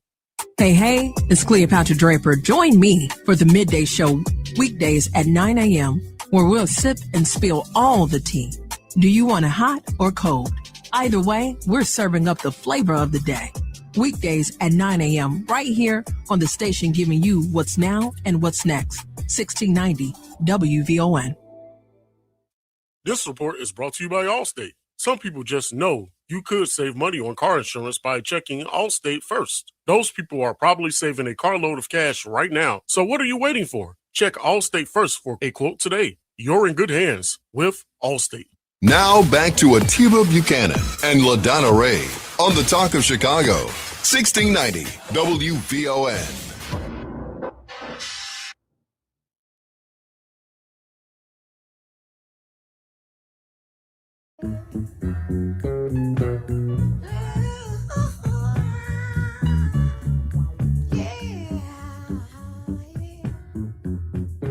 If you want me to stay, I'll be around today to be available for you to see.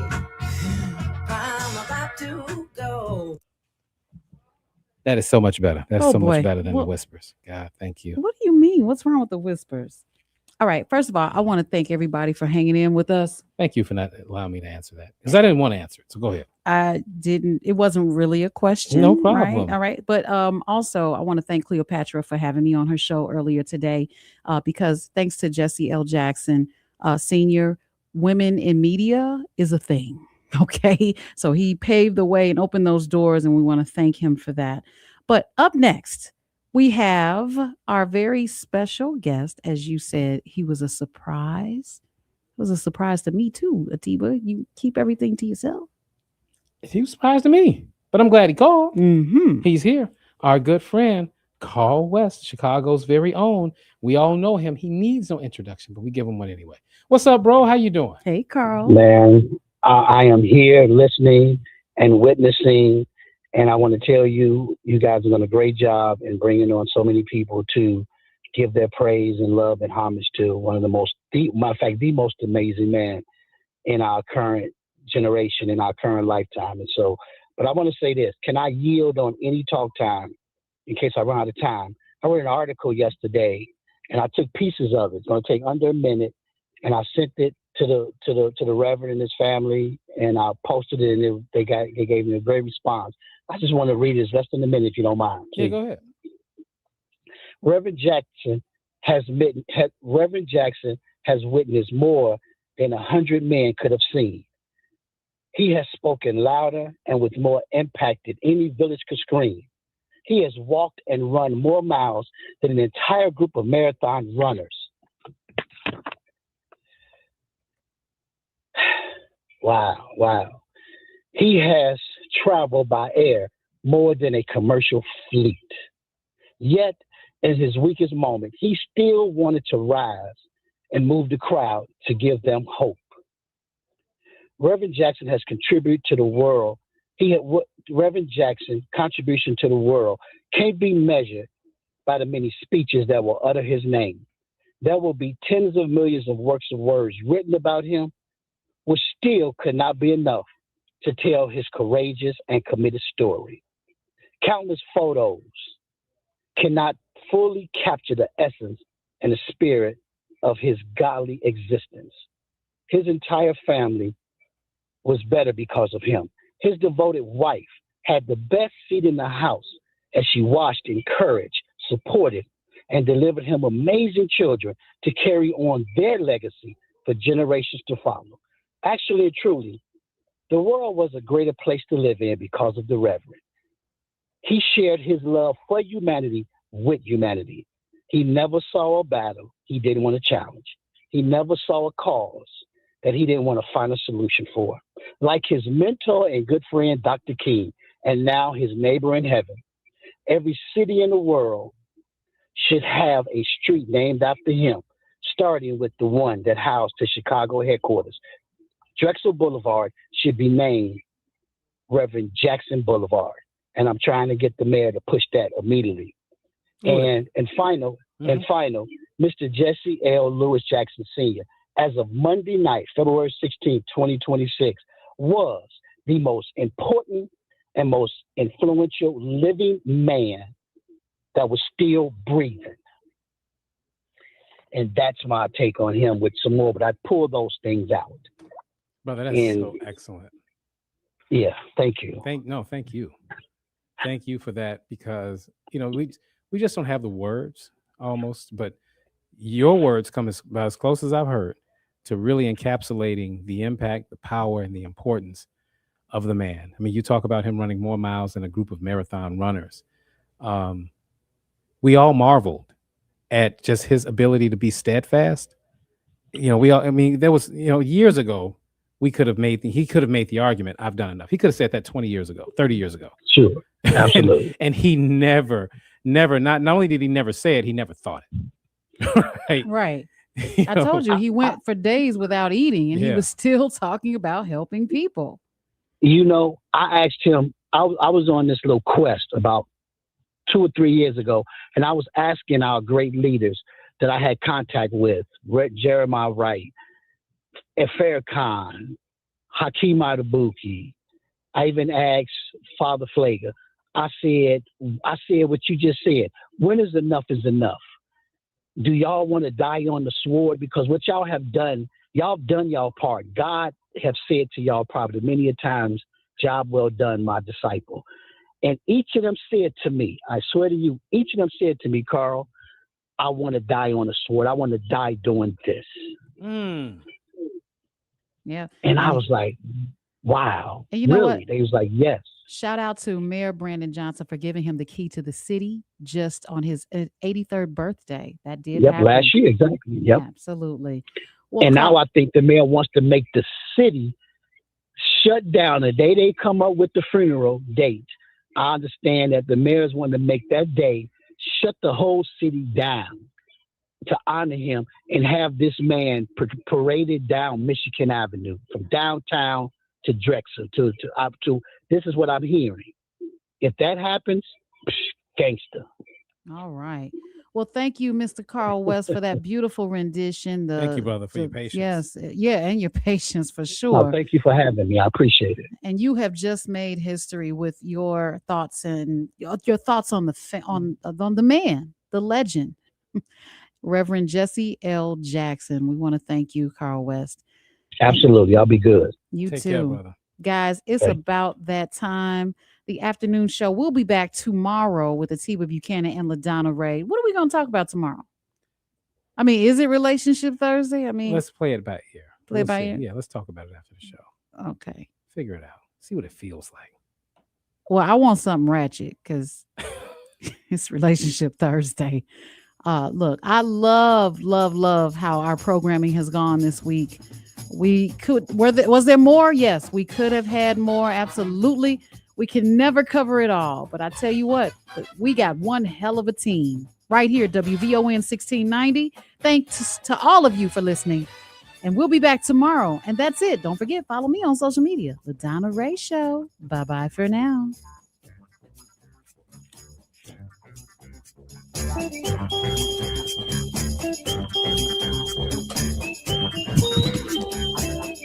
Happy Wednesday evening, Chicago. I'm Logan Page, and here are your news headlines.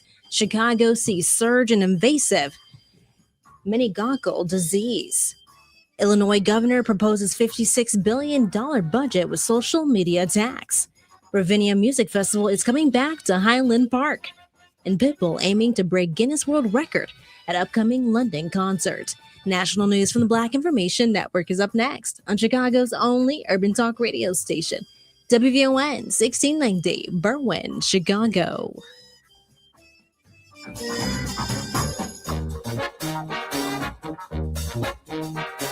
Here's BIN News Now. Michael Jordan is celebrating his first Daytona 500 win. Great strategy by the team, and we gave ourselves a chance at the end. And look, I'm ecstatic. Tyler Reddick took the checkered flag for Jordan's 2311 racing team, breaking through on the final lap for the organization's 9th NASCAR Cup victory. Reverend Al Sharpton is paying emotional tribute to his mentor, the late Reverend Jesse Jackson. Sharpton called Jackson a consequential and transformative leader who changed this nation and the world, saying Jackson kept the dream alive and taught young people from broken homes, including him, that their spirits were never broken.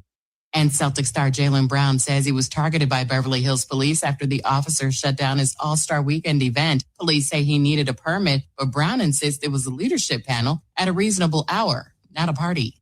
Get BIN News Now on demand 24/7 on the iHeartRadio app. Back to Terry McCready. A group of Senate Democrats are raising concerns over the recent departure of the head of the Department of Justice's Antitrust Division. This is long-term.